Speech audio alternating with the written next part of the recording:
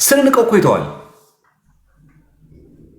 እኛ እኮ ላይቭ ባንገባ ብንተዋቸው ሰዎች እኮ ይተዋሉ እኮ በቃ ላይቭን ያዩትና ይተውታል።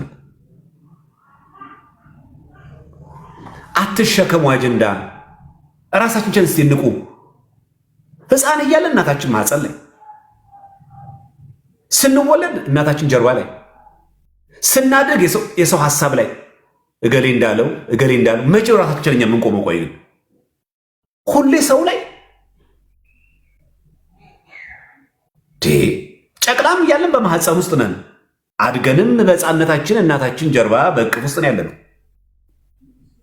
ካደግንም እንኳን የግል እንኳን ሐሳብ የለንም እኮ ሁሌ ጫንቃችን ግለሰቦች ላይ ተሸካሚ። ደግሞ እኮ አንዳንዱ አለ እኮ መቶ እዚህ ሚዲያ ላይ እኮ የሚያወራው የራሱ አይደለም እኮ ተሸካሚ ነው።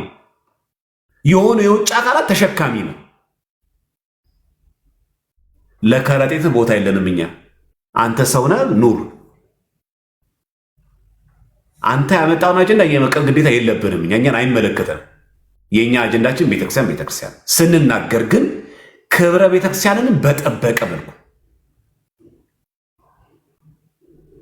በቃ የቤተክርስቲያንን ክብር በጠበቀ መልኩ ብቻ ወጥቶ መናገር። በቃ እኔ የምናገረው ንግግር ቤተክርስቲያን ክብር ይጠብቃሉ ይመጥናሉ።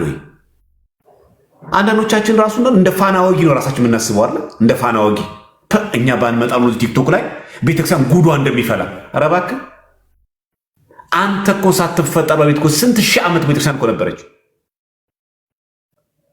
አንዳንዶቻችንማ ከሆነ ጉድኛ እንደገላገልናት እኛ ወጣቶች ቤት ባንመጣ ነው ቲክቶክ ላይ የሆነ ቤተክርስቲያን የሆነ ነገር ጉድ ምትሆን። ኧረ ተው። ማንም የቆመ የሚመስለው እንዲያወድቅ ይጠንቅ ይላል። ተው። እኛ አይደለም ቤተክርስቲያን ከጉድ የምናወጣት። ተው። ኤልያስ ብቻዬን ቀርቻለሁ ሲል ጣዖት ያላመለኩ 7000 ጦር አለኝ ያለው። ተው። እግዚአብሔር አንድ ዘማርያም ብቻ አይደለም ያለው 7000 አሉት። እንዳንታበይ ተው። እቺ ልታይ ማለት እቺ ርዕስ መሆን ለመፈል መገጋጥ ማለት አንደኛ ጊዜው አልፎበታል። ፋራም አትሁኑ። የከተማ ልጅ አይደላችሁ። የስግጥና ተገቢ አይደለም። በቃ ሰው አንዳንድ ጊዜ እኮ ይነቃል። በሉ እውነት ራሳችን ብቻ አራዳ አድርገን ሰውን አናሞኘው። በቃ ርዕሳችን ቤተክርስቲያን ላይ መሄድ ያለብን አለቀ። ከአፋችን የማይገባ ነገር እንናገር፣ ትክክል። ከጠላቻ እንውጣ፣ ትክክል። የቤተክርስቲያን ክብር በጠበቀ መልክ ይሁን፣ ትክክል። አለቀ። በቃ ራሳችን ይህን መሆን ያለበት አለቀ። ግን በየትኛው በጽሁፉም ሆነ ግን በቪዲዮ ግን ከዛ ጀምሮ ርዕስ አትሁኑ ባካችሁ። ለሆኑ ሰዎች የኛ መፍትሄ ምንድነው? ሪፍሌክሽን አትስጧቸው። ስማቸውን አታንሱ፣ ተዋቸው፣ ቀርሷቸው። እስቲ ዲሊት ማድረግ አትችሉ። በቃ ካሳቸው አውጧቸው። በቃ እነዚያን ሰዎች እኔ አጀንዳ ቤተክርስቲያን ናት በሉ።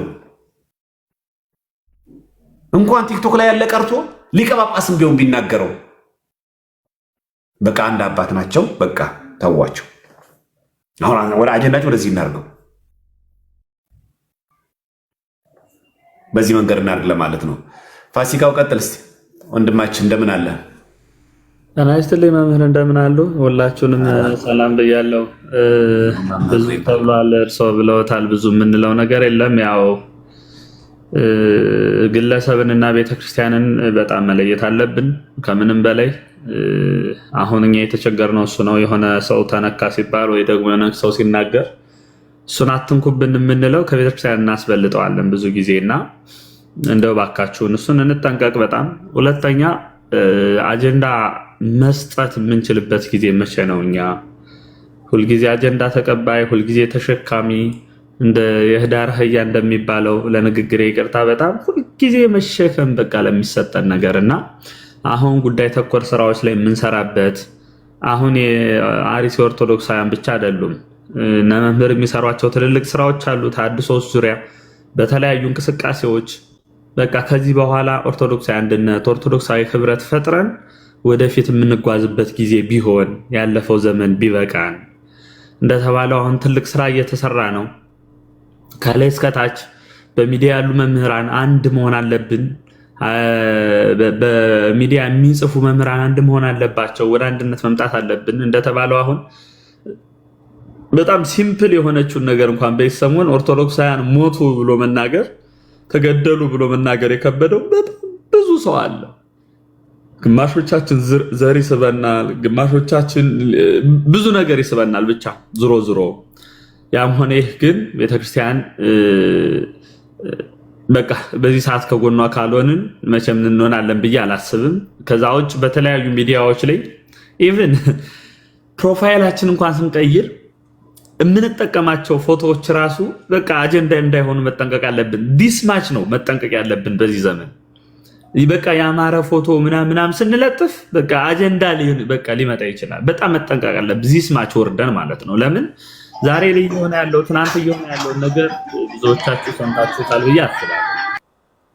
ሰምታችሁታል ብዬ አስባለሁ። አሁን ጉዳዮቹ ጥቂት ጠንከር እያሉ ነው። አሁን ባለፉት 10 ቀናት ባደረግነው ጩኸት እንግዲህ የተገኙ እንትኖችን አይታችኋል።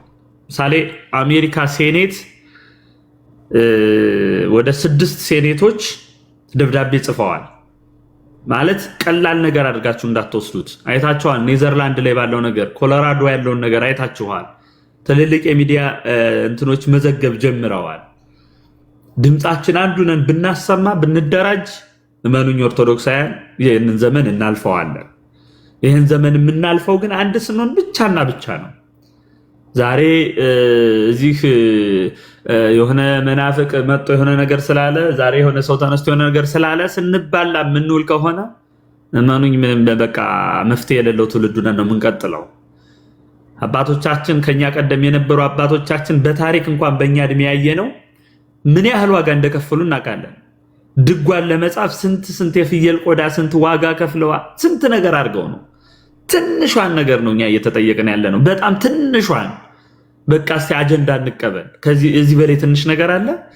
መምህር ማለት ከዚህ በላይ ምን ትንሽ ነገር አለ? እና በቻልነው አቅም በተለይ ፌስቡክ ላይ ቲክታክም ላይ ከተቻለ አጀንዳውን የቤተክርስቲያንን ጉዳይ የቤተክርስቲያንን መከራው እናድርግ። የሆነ አካላችን እንደተቆረጠ ያክል ይሰማል። ሚዲያ ላይ ለመልቀቅ ኮሚኒቲ ጋይድላይን ስለማይፈቅድ እንጂ ያለው መከራ የደረሰን ቪዲዮ ብታዩት በቃ ሰውነታችሁን ትጠላላችሁ። እነዛ የካታኮምቦ ክርስቲያኖች ሌሎቹስ ከዚህ የበለጠ እውነት ተቀብለው ይሆን እላለሁ እኔ። ማለት በቃ መታረድ እኮ በነገራችሁ ላይ በጥይት መሞት እኮ ቀላል ነው። የሚያርዱበትን ሁኔታ ቪዲዮውን ብልክላችሁ፣ በሳት ያናደዷትን ቤት ዘግተው ያን ቪዲዮ ብልክላችሁ፣ የጭቃኔያቸው ጥግ። ይህንን አጀንዳ ካላደረግን መች ነው አጀንዳ የምናደርገው? ዘመኑ እንደው ዘመነ ሰማዕታት ዘመነ አጸባ ነው አሁን ያለንበት። በዚህ ሰዓት እነዚህን ክርስቲያኖች ከጎናቸው ካልሆንን ያሉትን ካላጸናን፣ እመኑኝ በጣም የታሪክ ተወቃሾች እንሆናለን፣ በእግዚአብሔር ዘንድም ተጠያቂዎች እንሆናለን። ስለዚህ ኦርቶዶክሳውያን ሊቃውንት፣ ኦርቶዶክሳውያን መምህራን፣ ዲያቆናት፣ ካህናት፣ አጠቃላይ አገልጋዮች አንድ መሆን አለብን። ኦርቶዶክሳዊነት አንድነት ነው፣ በቃ አንድነት ነው። በሁለት መንገድ መሄድ ጥሩ ስለማያመጣ ማለት ነው። ደግሞም ከልብ የሆነ አንድነት እንደተባለው እንደናሪዎስ ተመልሻለሁ ተጠጭቻለሁ ብሎ መጥቶ በኋላ የራሱን ስራ ይሰራ እንደነበረው እንደዛ ሳይሆን ከልብ የሆነ አንድነት ይኖራል። በቃ እስኪ በየሰንበት ትምህርት ቤቱ እስኪ እንደራጅ፣ እስኪ እንማር፣ እስኪ ስለ ሰማዕትነት ስላለው ዋጋ እንማር። እስኪ ቤተክርስቲያናችን ነቅተን እንጠብቅ። ዛሬ አሩሲ ላይ የሆነ ትናንትና የሆነ ጉባኤ ሄደ የሆነ ምናምን አለ አስፈራርቶ መጣ። ዛሬ በቃ ቦምብ እስከመጣል ደረሱ። ነገ አዳማ ይመጣል፣ ነገ አዲስ አበባ ይመጣል። ምንም ጥያቄ የለው፣ የማይመጣበት ምክንያት የለም። ስለዚህ አንድነታችን እናጽና፣ አንድ እንሁን። በቃ ህብረት ነው። ነአምን እያልን በቅዳሴው ዘወትር የምንለውን ወነአምን ባህቲ የምንለውን ዘወትር የምንደግመውን ጸሎት በተግባር እንቀይረው። ይህን ነው አንደኛ መናገር የምፈልገው። ሁለተኛው ከምንም በላይ አሁን እንደተባለው የአንድ ሳምንት የሁለት ሳምንት ጩኸት ገዳዮቹን የሚያስፈራቸው እንዳልሆነ ታውቃላችሁ። ይህንን ሁላችንም እንረዳዋለን ብዬ አስባለሁ። ስንት ዘመን ተጩኋል። ቤተክርስቲያንን ሊከፍሉ የተነሱ ጊዜ እኮ ስንት ርቀት እኮ ተጩኋል እኮ። በዓለም አደባባይ ተጥለቅልቋል። ጥቁር ያለበሰ የለም። አላስፈራቸውም ያ ሁሉ። ስለዚህ በቃ የወረደ ስራ እስኪ ከኔ ምን ይጠበቃል የሚለውን እስኪ እንጠይቅ ራሳችን። እስኪ እነዛ ሰማዕታቱ እነዚህ የተቃጠሉትን እስቲ ፎቶቸውን እስቲ ፕሪንት አድርገን ቤታችን ላይ እንስቀለው። እስኪ በቃ እስኪ ይመመን። እስኪ ትራሳችን አካባቢ እናደርገው። እስኪ ያቺ የተቃጠለችውን እናት እንደዛ የታረደውን እኔ አሁን አንድ ፎቶ ፖስት አድርጌያለሁ። የታረደውን ካያችሁት ያንን አይቶ የማይታመም ያንን አይቶ የማይነሳ ያንን አይቶ አንድ የማይሆን ኦርቶዶክሳዊ ካለ በእውነት ራሱን መጠየቅ አለበት ብዬ አምናለሁ። ስለዚህ በፌስቡክም በቲክታክም ዩቲዩብም የተለያዩ ፕላትፎርሙ ላይ ያለን ወንድሞች ድምፃችን አንድ ይሁን። ኦርቶዶክሳውያን አንድ ስለሆን በቃ የምንጮኸው ወደ አንድ ነው። አንድ እንሁን። ነገ በኋላ በሳምንት ይችን ጉዞ ከተጓዝ እመኑኝ በወር በሁለት ወር እያለ ዓመት ስንሄድ ብዙ ለውጥ እናመጣለን። እና መምህር ከልብ እናመሰግናለን። እርስዎን ያው መመስገን አይገባዎትም። ለምን ይመሰገናሉ? ያው ግን ስለምንወደዎት ይሄ ነው የሚፈለገው። ማንኛውም መምህራን መማር ያለባቸው ይህንን ነው። በዚሁ አሰረ ፍኖት ነው መሄድ ያለብን። ለምን በቃ ሚዲያዎቻችን ላይ ገብተን ማስተማር፣ ማንቃት፣ ህዝቡን ወደ አንድነት መምጣት። ይሄ ከሆነ እግዚአብሔር አስመ መምህራንን በደንብ ያድለናል ብዬ አስባለሁ። እና መምህርዬ እንዳላበዛ እግዚአብሔር ይስጥልን፣ ይኖሩን፣ እንወደዎታለን። እሺ እግዚአብሔር አክብርልን መምህር ፋሲካው፣ እግዚአብሔር ይስጥልን። አሁን ሲናገራን ነገር ትዝ አለኝ። እንደውም እስቲ እቀጥላለሁ። ቆይ እኔ ሚኪ ይቀጥል እስቲ ሚካኤል። አመሰግናለሁ መምህር ዘማርያም፣ እንደምናሉ? ሰላም ቆዩኝ ወይ መምህር ፋሲካው፣ ታችም ያላችሁ ወንድምቶች ሁላችሁም እንደምናላችሁ። እኛም እንደው ማመስገን ባይጠበቅም እግዚአብሔር ይስጥልን፣ እንደው ማንቃቱ በዚህ ይቀጥል ለማለት ነው እና የመጣ ነው። ብዙ ነገር መዘብዘብ አይጠበቅብንም። መስመራችንን በዚህ መልክ ማስያዝ አለብን።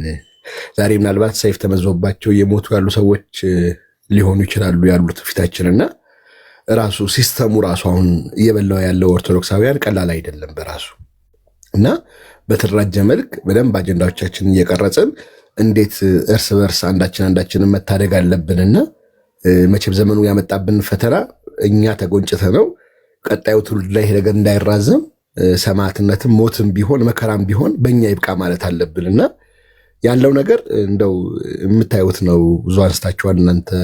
በየቦታው ያለው ግድያ፣ በየቦታው ያለው መፈናቀል፣ በየቦታው ያለው መከራ ቀላል አይደለም እና ይሄ ነገር በእኛ ዘመን በቃ ልንል ይገባል። እኛ የመጨረሻውን ጽዋ ተጎንጭተን በቃን የማንል ከሆነ የትውልድ ኃላፊነትም አለብን። እንደው የተሰጠንን ማደራ እንደ መዘንጋት ነው የሚቆጠረው።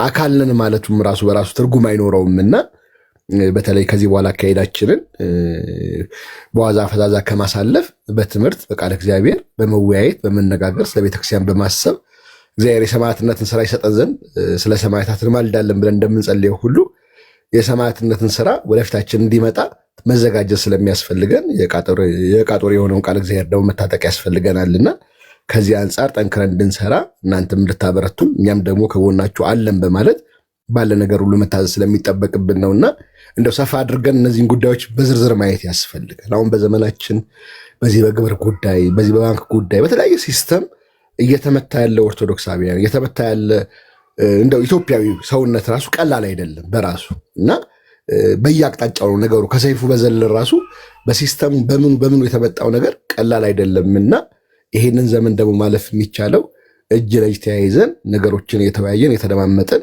ስንኖር ነውና ይህን ሀሳብ ለመስጠት ነው። እግዚአብሔር ይስጥልኝ፣ እድሉን ስለሰጡኝ አመሰግናለሁ። እግዚአብሔር ይስጥልን ወንድማችን መምህር ሚካኤል። እኔ እንደውም አሁን ፋሲካው ሲናገር ሁለት ነገር ትዝ አለኝ። በሚቀጥለው ሳምንት ብለን ነበር እዚህ እራችሁ እንደሆነ ሰኞ ቀን ያሳለፍነው ሰኞ ማለት ነው ታላቁ ጋር አብረን ገብተን የተሐድሶ መናፍቃን አሁን ወቅታዊ እንቅስቃሴ በፕሮጀክተር አዘጋጅተን በፓወርፖይንት ለመስጠት አስበን ነበር። እንደ አጋጣሚ ሲነሳ በቃ አጀንዳችን እዛ ላይ ብለን ያቆየ ነው ማለት ነው። ግን አይታችኋል፣ በቃ ፈተና ሲመጣብን አሁን የነፍስ ጉዳይ ሰው እዚህ ያለቀብን ተመልሰን በዚህ ጉዳይ ደግሞ አሁን እዚህ ብንገባ ርዕስ አጀንዳው እንዳይቀየር አንድ ነው። ተሐድሶ ምንፍቅና ሰውን ሰርቆ ለምንፍቅና መማረግ ነው፣ ይማግዳል። ከኦርቶዶክስ እየቀማ ለምንፍቅና ግዳይ ነው አሳልፎ የሚሰጠው። ይሄም ደግሞ ሰማዕትነት ነው፣ መሞት ነው። እና ርዕሳችን ግን እንዳይቀየር ለማለት ነው ያቆየ ነው እንጂ በወቅታዊ የተሐድሶ መናፍቃን ጉዳይ ብዙዎቹ በተለይ እንደምንሸወደው አሁን በቲክቶክ በሚያየው አገልግሎት ነው እስማም ተሐድሶ እኮ ጠፋ። እስማም እድሜ ለእናንተ ይላል። ኧረ እባክህ ምንም አልጠፋም። እንዳውም አካሄዳቸውን ስልታቸውን ቀይረው በሌላ መንገድ ነው የመጡት፣ አዘምነውት ማለት ነው። እና አንዳንድ ሰዎች እንደምታስቡት ጠፋ እኮ በቃ ተመስገን አሁን ምናምን፣ የለም በጭራሽ። ግን አጀንዳችን አሁን የአርሲ ሰማዕታት ስለሆነ በዛ እንድንበቃ አደራ ምለው ይሄ ነው። ሁለተኛ ነገር ሚዲያ ላይ የምትወጡ ሰዎች ካሁን ቲክቶክ ላይ ለምን እንደምገቡ በሉ እስቲ። ስም ብሎ እጃችሁ ያው ስለሚነካው መስል ማለት ነው። አንዳንዶች ይመስለኛል እንደዛ እንዲህ ንክት ታደርጉታላችሁ ይመስለኛል። መሀሏን ላይቭ ሲል ንክት ታደርጉና ዝም ብላችሁ የምታወሩት ሰትም ዝም ብሎ ላይቭ ይገባል እንዴ? በምን ርዕሰ ጉዳይ ልታወሩ፣ ስለምን ልትነጋገሩ፣ በምን ርዕሰ ጉዳይ? ለቤተክርስቲያን የሚጠቅም ነገር ነው? ለቤተክርስቲያን የሚበጃት ነገር ነው? ዝም ብሎ ቴሌግራም ላይ ሰው ይጽፋል እንዴ? ምን መልዕክት ያስተላለፍኩ ነው? ለቤተክርስቲያን የሚጠቅማት ነገር ነው? በጎ ነገር ነው የምናገር አይልም። ቢያንስ እየለፉ ያሉ ወንድሞችን ጉዳያቸውን ባናሰናክልባቸው። በቃ ከአቅም በላይ ካየ በቃ መቆጠብ። ተደጋጋሚ አሁን ነፋሲካው መምህር አሁን ዛማኑኤልም ገብተው ሲናገሩ ገብቼ ነበርና ተመልሼ እንደመናገር ያልፈለኩት ለምንድን ነው እኔ ከዚህም ብብሶ በቃ ኃይለ ቃልም ጭምር አላስፈላጊ ንግግር እንዳልናገር ከዚህ ይልቅ ሚዲያውን እችን ሰሞን ልተዋት፣ እችን ሳምንት ልተዋት ብዬ ካቃታችሁ እንደዛ አድርጉ። በቃ የእናንተ ሐሳብና የእናንተ አጀንዳ ቤተክርስቲያን የሚጎዳት ከሆነ እናንተ ዝም በሉ። በቃ ውዳሴ ማርያም እየደገማችሁ ከቻላችሁ ጸጥ በሉ። በቃ የእናንተ ዝምታ ራሱ እረፍት ነው። ከቻላችሁ አጀንዳውን ዓላማው ገብቷችሁ ከሰማዕታት ጎን መቆም። ከዛ የወጣ ነገር ካለና የማይጠቅም ከሆነ በቃ ተው፣ ዝም በሉ። በቃ ራስን መግዛት እኮ ራሱ አንድ መንፈሳዊነት፣ ራስን መግዛት በቃ መተው። እየተሰጠር ይበቃናል። ከላይ የሚያደማ ሞልቶ የለ ሞልቷል እኮ ከራሳችንም አለ ከውጭም አለ ሞልቶናል። እግዚአብሔር ይመስገን። መዋቅራዊ አለን። ለመድማት ተፈለጉ ከሆነ አለ መዋቅራዊ በደንብ የሚያደማን አለ። ምን ችግር? ይሄን የፈለጋችሁ የሚያስለቀስ የሚያስነባ ነገር የፈለጋ አለ። እኔ ሞልቶ የለን ከላይ እስከታች ማለት ስናዝን ደስ የሚላችሁ ከሆነ ሲከፋን ደስ የሚላችሁ ከሆነ የታባታቸው ቁስላቸው ላይ ጥዝጣዜን ጨምረ ማለት ፈልጋችሁ ከሆነ ይሄው አለ ለመዋቅራዊ በመግለጫ ሙካ ያሳብዱናል ገና። አረ የለም እንደዚህ አንድ ሃይማኖት አይደለም ይሄ ሚል እነሱ ይወቁት እንግዲህ የትኛው ከድር ነው የትኛው ከድጃ እንደተገደለች እና በዚህ ልክ ካለ ብዙ የሚያደማ አለ ሞልቷ በቂ ይሄ ርዕሱ በቂው ነው። እኛ ግን አንዳንዶቻችን በተልኮ ነው የሚመስለው እንጂ እንደው ከዚህ ርዕስ ውጭ የሆነ ነገር ሰው ሚዲያ ላይ ጨራሽ ስድል ስብከት ቢሆን ጥሩ፣ ትምህርት ቢሆን ጥሩ። እንደውም ካሁን በኋላ መማር ያለብን ላይፍ ከተገባ ትምህርት የምትሰጡ መምህራን ካላችሁ ሰማዕትነት ላይ ትምህርት ስጡ። እስቲ ራስን መከላከል ሰልፍ ዲፌንስ በቤተክርስቲያንና በአበው ትምህርት እንዴት ይታያል? እስቲ ዝለ ትምህርት ስጡ። ጀግና ከሆናችሁ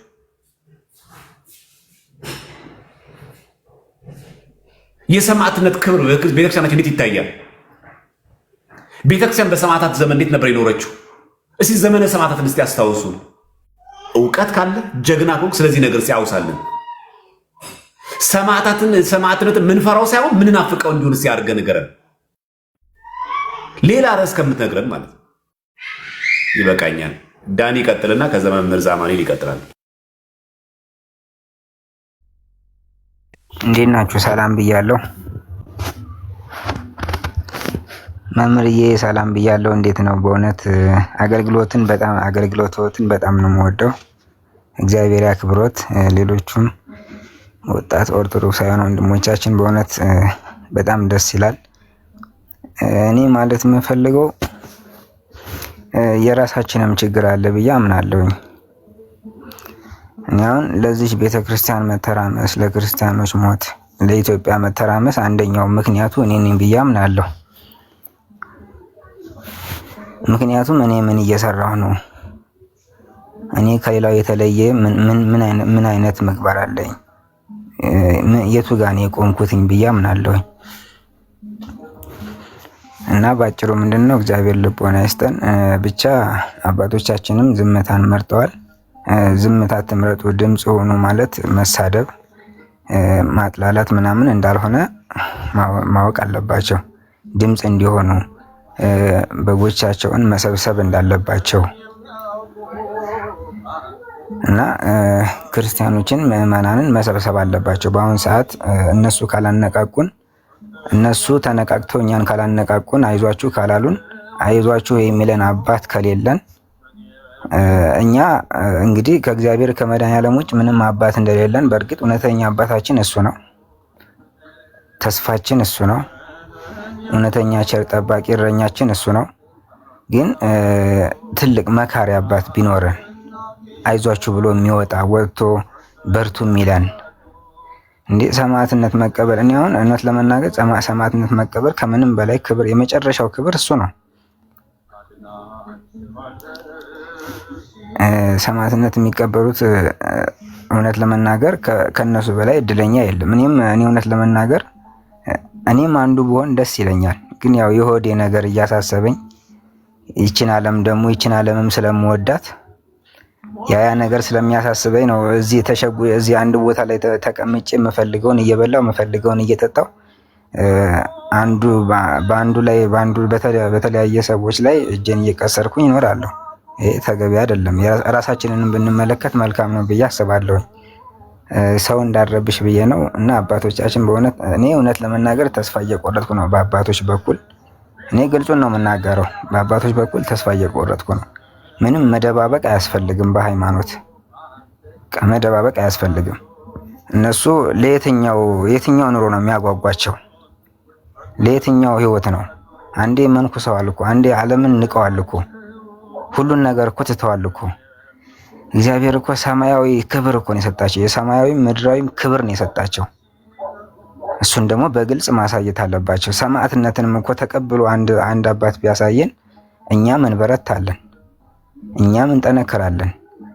ምእመኑም እውነተኛ ሃይማኖት አለችን ብሎ ምእመኑም ይጠነክራል። በእርግጥ ሃይማኖታችን እውነተኛ ሃይማኖት ናት። በዚህ እኔ አልደራደርም። እና ምንድነው ብቻ አባቶቻችን ቢነሱልን፣ እውነተኛ አባቶችን እግዚአብሔር እንዲያስነሳልን እንጸልይ በያለንበት በተቻለን አቅም እና እንደራጅ። እነሱ ተደራጅተው እየሰሩ ነው። ተደራጅተው በሰፊ እየተሰራብን ያለው ዓለም አቀፍ የሆነ ዘመቻ ነው በኦርቶዶክሳዊ ያለ እየተሰራ ያለው። ኢትዮጵያ ውስጥ ብቻ እንዳይመስላችሁ። ዘመቻው ከባድ ነው፣ ዓለም አቀፍ ነው። እና ይቅርታ በዛውባቸው፣ አመሰግናለሁ። ይችል ለማለት ነው። እሺ እግዚአብሔር ያክብርልን። አንድ የሆነ ቪዲዮ አይቼ ነበረ፣ ትዝ ይለኛል። አንድ ቪዲዮ አይቼ ነበር። የተወሰኑ ልጆች ይመስለኛል ወጣቶች፣ ከእንግዲህ ሲኖዶስ አናቅም፣ አባት የለንም፣ ካህን የለንም ምናምን እንደዚህ አይነገርም፣ በቤተክርስቲያን እንደዚህ አይገለጽም። እሺ የሚጎዳን ነገር እንዳለ እናውቃለን። ለዛ ነው አሁን ያልኳችሁ። በቃ አንደበትን መግታት የሚፈልገው እንደዚህ አይነት ቦታ ላይ ነው። አሁን እናንተ እዚህ ከምታውቁት የበለጠ እኛ ውስጥ ላይ ጠቅላይ ቤተ ክህነት ጭምር በአካል የምናውቃችሁ ነገር ይህን ሁሉ እዚህ ብንነግራችሁ የባሰ ታብዳላችሁ። ስለማይጠቅም ነው ማንነግራችሁ። ከላይ እስከታች ማለት ስለማያደም አይደለም ማንነግር፣ አይጠቅመንም። በቃ ስለማያንጽ ነው። በቃ የሚጠቅመው ነገር ምንድን ነው? እኛ መስራት የሚገባ ነገር መስራት ብቻ ነው። በቃ አለቀ እንጂ መፈክር ላይ ተወጥቶ ከእንግዲህ ሲኖዶስ አናቅም፣ ከእንግዲህ አባት አይባልም። ክልክል ነው፣ አይባልም። ስህተት ነው። እንደዚህ አይባልም። ለምን አባቶቻችን ዝም አላችሁ ማለት ይቻላል። ድምፅ ሆኑን ማለት ይቻላል። ቅዱስ ሲኖዶስ መግለጫ ያውጣ ማለት ይቻላል። እናንተ ከፊት ለፊት ኑሩን፣ እኛ እንከተላችሁ ማለት ትችላለን። ሲኖዶስ አያስፈልገን ማለት ግን አይቻልም። ክህነታዊ ነው አገልግሎታችን። ሲኖዶስ የማይመራት ደሴት ላይ ተቀመጠች ምን አይነት ደብር ነው የምትኖረን? እንደዚህ አይደረግም። በቃ በግልጽ ለይተን ስንናገር ለይተን አበጥረን፣ አባቶች ዝምታችሁ ይበቃል፣ ልትናገሩ ይገባል። ከፊት ለፊት ቅደሙ። ቅዱስ ሲኖዶስ አጀንዳው መሆን አለበት። እንደዚህ ማለት ይቻላል። ይሄ ነው አጀንዳ መሆን ያለበት እንጂ ከአሁን በኋላ ሲኖዶስ የሚባል ነገር አንሰማም፣ ከአሁን በኋላ አባት የሚባል ነገር አናቅም፣ እንደዚህ ተብሎ አይገለጽም። ስሜታ የሆነን ነው እኮ ይገባናል። ለምን እንደ ኢኮስ ልጅ እኮ እንደሚናገር እኮ ይገባናል። ሳናየው ቀርተን እናውቀዋለን። ከምን አንጻር ይሄ እንደሚያወራ እኮ ይገባናል። ግን የቤተክርስቲያን ክብር ግን አይጠብቅም፣ የቤተክርስቲያን ስርዓት ግን አይጠብቅም። አንዳንድ ጊዜ እንደዚህ እያደረጉ የአባቶችን ክብር እየነኩ ሲኖዶስን እየተሳደቡ የሚሰሩት ሐዲስ መናፍቃን አሉ። ስልጣኑ ላይ እናየዋለን። እሺ ትሬኒንግ ላይ እናየዋለን። ይሄ ዘመን እግዚአብሔር አምላክ ሰላሙን ያምጣልና ያስክንልንና ይህንን ስራ ስንጨርስ አንዱ ብንማረው የተሐድሶ መናፍቃን ሴራ በኢትዮጵያ አንዱ ስራ ይሄ ነው። የአባቶች ክብር እንዲቀንስ፣ ቅዱስ ሲኖዶስ እንዳይደመጥ፣ ክህነት እንዳይከበር የሚሰሩት ሐዲስ መናፍቃን አሉ። ሰበባቸው ደግሞ እቺ ናት፣ ወቅታዊ ጉዳዩ ማለት። ስለዚህ አባቶችን የሚሳደብ ሰው ሁሉ ባገኛችሁ ቁጥር የቤተክርስቲያን ተቆርቋሪ ብላችሁ እንዳታስቡ። አሉ እንደዚህ አይነት ልጆች። አንዱ የሐዲስ መናፍቃን ምንድነው ስልታቸው? ጳጳሳትን እንዳናከብር፣ ካህናት እንዳናከብር ነው የሚያደርገው። ስትናገሩ ለይታችሁ በተገደሉ ሰማዕታት ስም ለምን የሀገረ ስብከቱ ሊቀ ጳጳስ ዝም አሉ? ጥሩ ጥያቄ ነው። በቃ አለቀ። ጠቅላይ ቤተ ክህነቱ ለምን ዝም ምንድን ያለው? ምን እያደረገ ነው ከመንግስት ጋር?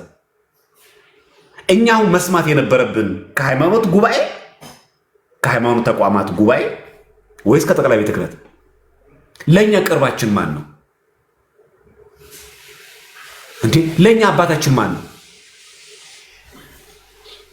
ቅዱስ ሲኖዶስ ወይስ ደግሞ የኢትዮጵያ ሃይማኖት ተቋም ጉባኤ? ማን ነበረ መናገር የነበረበት? ለእኛ ማን ነበር ልዑክ መላክ የነበረበት? ማን ነበረ ቦታው ላይ መገኘት የነበረበት? ማን ነበር ስለሞቱት መዘገብ የነበረበት? ልጆቼ ተረጋጉ፣ ጉዳዩን አጣርቻለሁ፣ ቅዱስ ሲኖዶስ ልዑካን ልቋል፣ አጣርቶ መግለጫው ይሄ ነው ማለት የነበረበት ማን ነበር? ማውራት ያለባችሁ ይሄን አውሩ። በቃ ካወራችሁ አይቀር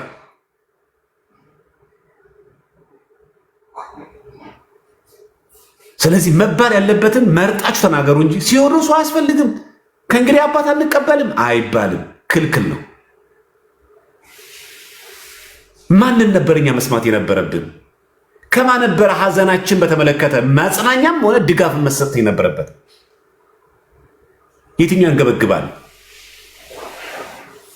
ፍኖተ ጽድቅ የሚባለው ማህበር ስራ እንዲጀምር ነው እሱ ነው የሚያንገበግበው?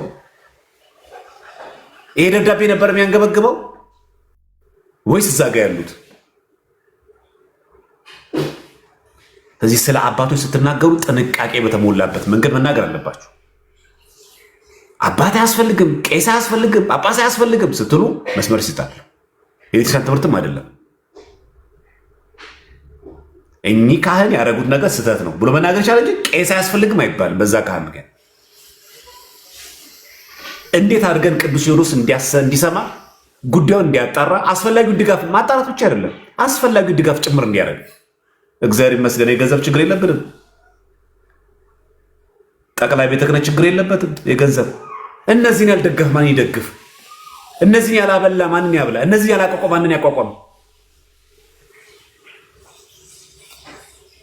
ስለዚህ መርጣችሁ ተናገሩ። ስትናገሩ ጽንፍ የወጣ ንግግር አስፈላጊ አይደለም። ስለዚህ በደንብ አክቱኮ ሎጂካል በሆነ መንገድ ምክንያታዊ በሆነ መንገድ ክብረ ክህነትን በጠበቀ ክብረ ቤተክርስቲያንን በጠበቀ መልኩ መልዕክት ማስተላለፍ ይቻላል። ልክ እንደ መፈክር ግን ምናምን ይዞ ግን እንደ ፕሮፓጋንዳ ግን አባቶች አንቀበልም፣ በቃ ከእንግዲህ ሲኖዶስ አያስፈልገን አይባልም። በቃ እንደ ሀቢ ጊዮርጊስ ብቻን ትቀራለህ። ከዛ ደግሞ የተሐድሶ መናፍቃን ቤተክርስቲያኒቷን ሲተገለጥ አብሮ ብቻውን ይቆም። በቃ አለቀ። ሀቢ ጊዮርጊስ እኮ ሲነሳ እና አቡነ ሽኖዳ እኮ ገና 15 ዓመት 14 ዓመታቸው ልጆች እኮ ነበሩ። የዛ ሰዓት ደግሞ የግብፅ ጳጳሳት አብዛኞቹ በሴት ይታማሉ፣ በመጠጥ ይታማሉ። የዛን ጊዜ የነበሩት ፓትርያርኩ ቅዱስ ቄርሎስ 6ኛ ናቸው። እሳቸው ብቻ ነው ፓትርያርኩ ያገዙት። እሱ እናት አባቱ ስለሞቱ ከእናት ከአባቱ በተገኘ ሀብት ነው እና አቡነ ሽኖዳን እና አቡነ ቡሳን የወጣቶች ጉዳይ ሊቀ ጳጳስ የነበሩት ሰብስቦ ያስተማረው። በቃ ብቻ የምትቆምበት ጊዜ አለ። ሀቢብ ጊዮርጊስ ብድግ ብሎ ተሐድሶ መናፍቃን እንደዚህ ያደረጉን አባቶች የታላቸው አላላቸው። በዛ ሰዓት የግብፅ ጳጳሳት በሴት ይታማሉ፣ በዛ ሰዓት በመጠጥ ይታማሉ። እዚህ ተሐድሶ መናፍቃን የግብፅ ቤተክርስቲያን ቧጥጦ ጨርሷታል። እነሱ ሌላ ታሪክ ላይ ያሉት በቤተክርስቲያን ታሪክ ይካር በቃ ይፈጸማል ይሄ ነገር። ሀቢብ ጊዮርጊስ ግን ቆሞ ከእንግዲህ ጳጳስ አያስፈልገን አላለም። ከእንግዲህ ካህን የሚባል ነገር የለንም አላለም። ባይሆን እውነተኛ ካህናት እንዲፈሩ አደረገ። እንደውም አቡነ ሽመልስ ጠይቀዋል እኮ ሀቢብ ጊዮርጊስን፣ እሺ አንተ እንዲህ እያስተማርከን ነው በቤትህ፣ የእኛ ጳጳሳት ግን የት ነው ያሉት አላቸው። ምንድን ያለ ሀቢብ ጊዮርጊስ አቡነ ሽኖዳ አንተ ህፃን ልጅ 14 ዓመት ትክክለኛ ጳጳስ አጣህ አይደለ? ትክክለኛ አባት አጣህ። በሉ እናንተ ሂዱና ገዳም ገብታችሁ መንኩሳችሁ ጳጳስ ሆናችሁ ሲኖዶስ ግቡና አስተካክሉት። ይሄንን ጥሪ ተቀብሎ ነው አቡነ ሽኖዳ የመነኑት። ይሄን ጥሪ ተቀብሎ ነው አቡነ ሙሳ አብሮ ገዳም የገቡት። ቀየሩታ። መንኩሰው ጳጳስ ሆነው ጭራሽ ፓታሊክ ሆነው እግዚአብሔር መርጧቸው ቀየሩት። ከተሐድሶ መናፍቃን ታደጓት። ማለት ያለብን ይሄንን ነው። ስነ ምግባር ብልሹ የሆነ ዲያቆን አለ። አዎ አንተ ትክክለኛ ዲያቆን ሁን። አንተ የባስ ቃል ላይ አይደለህ እንዴ? ስለሱ ገልባጭነት ታወራለህ እንጂ አንተ ቁጥር አንድ ገልባጭ አይደለህ። በቃ አለቀ። ያን ሆኖ በቃ አጭበርባሪ ካህናት አሉ። ትክክለኛ ካልሆነ ተገኘ አንተ እንዴት እንስራ? ደገኛ ካህናት እንዲኖሩ በስልጠና በእውቀት በብቃት እንዴት እናሳድግ? የአቅም ግንባታ ስልጠና እንዴት እንስጥ? እዚህ ጋር መስራት ያለብን እንጂ የሆነ ሰው ብድግ ባለ ቁጥር ለሱ ቪዲዮ እየሰራ የሆነ ሰው የሆነ ቀን ባለ ቁጥር እኛ ቪዲዮ እየሰራ ሪቬንጅ እየሰራ ለድረስ ምን ቀይረው? እኛ ከጠየቃችሁ ጠይቁ። በቃ መቼ ነው የምታወራው? ጠቅላይ ቤተ ክህነት መቼ ነው የምታወሩት? ቅዱስ ሲኖዶስ አባላት መቼ ነው የምትናገሩ? የሚሞተው ቁጥር ስንት ሲሆን ነው እናንተ የምትነግሩ? በቃ አለቀ። እንዲህ ነው ጠይቅ ያለብን እንጂ ጳጳስ አያስፈልገን ካሁን በኋላ ካህን አንቀበልም አንልም አይባልም። ያለ ጳጳስ ያለ ሲኖዶስ ያለ ክህነት የምትመራ ቤተክርስቲያን የለችም፣ ሐዋርያት አይደለችም። ይህም በደንብ ልታውቁት ይገባል። ይችን አጽንኦት ለመስጠት ፈልጌ ነው። ይቅርታ ዛማሪ እንዲያቆመ መምህር ይቀጥሉ። ማርያምዬ እንዴት ነህ? በጣም ደስ ብሎኛል። ሁላችሁንም አይንተ እግዚአብሔር ካህናት፣ ላይካነ ሚስጥር፣ ዲያቆናት ጌታችን መድኃኒታችን ኢየሱስ ክርስቶስ በደም ዋጋ የገዛችሁ ህዝበ ክርስቲያን ሁላችሁንም በክርስቶስ ፍቅር ሰላም ማለትን ወዳለሁ። በዚህ አጋጣሚ በእጅጉ እንደምወደው እሱ ያውቃል። ግን በእጅጉ የምወደው ዘማርያም ስላገኘው ደስ ብሎኛል። አይ ቲንክ ትንሽ ቆየ ላይቭ ላይ ከተገናኘን በጣም ነው ማመሰግነው። በዚህ ይህንን ፕላትፎርም አዘጋጅተህልን ለሁላችንም ወቅታዊ ጉዳይ ላይ ኢትዮጵያ ውስጥ የተደረገ ያለውን ግፍ ወተን እንድንናገር ይህን ስላዘጋጀህልን በቤተክርስቲያን አምላክ በሰማዕታቱ አምላክ እጅግ አድርጌ ነው ማመሰግነው። በክርስቶስ ፍቅር እወድሃለሁ። ይህን ታውቃለህ። በነጥብ መናገር የምፈልጋቸው ነገሮች አሉ። ምናልባት አንደኛ አሁን ላይ እየተደረገ ያለውን ነገር ለማሳየት ሀሳቤን ይገልጥልኛል። በተለይም በኢትዮጵያ በአርሲ ብቻ አይደለም፣ በሰሜን፣ በደቡብ፣ በምስራቅ፣ በምዕራብ እየተደረገ በክርስቲያኖች ላይ ታርጌትድ የሆነ አታክ በክርስቲያኖች ላይ እየተደረገ ያለውን ግፍ ለመግለጽ አይ ቲንክ የሮም ሰማዕታትን ብናስብ በተለይ ከዚህ በፊትም ተናግሬዋለሁና ሮማዊው ሂስቶሪያን ታሲተስ ኮምፕሊት ወርክ ኦፍ ታሲተስ የሚል አለ። ሂስቶሪያን ነው፣ የሮም ታሪክ ጸሐፊ ነው። የሮም ታሪክ ጸሐፊ ነውና በኔሮን ጊዜ ክርስቲያኖች ላይ ይደርስ የነበረውን ግፍ ሲገልጽ በጣም ክርስቲያኖች ላይ እጅ መጫን ከመብዛቱ ፀሐይ ስትጠልቅ የሚገርማችሁ ነገር ክርስቲያኖች ፀሐይ ስትጠልቅ ክርስቲያኖችን እያቃጠሉ ስጋቸውን እያቃጠሉ እንደ ብርሃን ይጠቀሙ ነበር። ብዙዎች ይታረዱ ነበረ።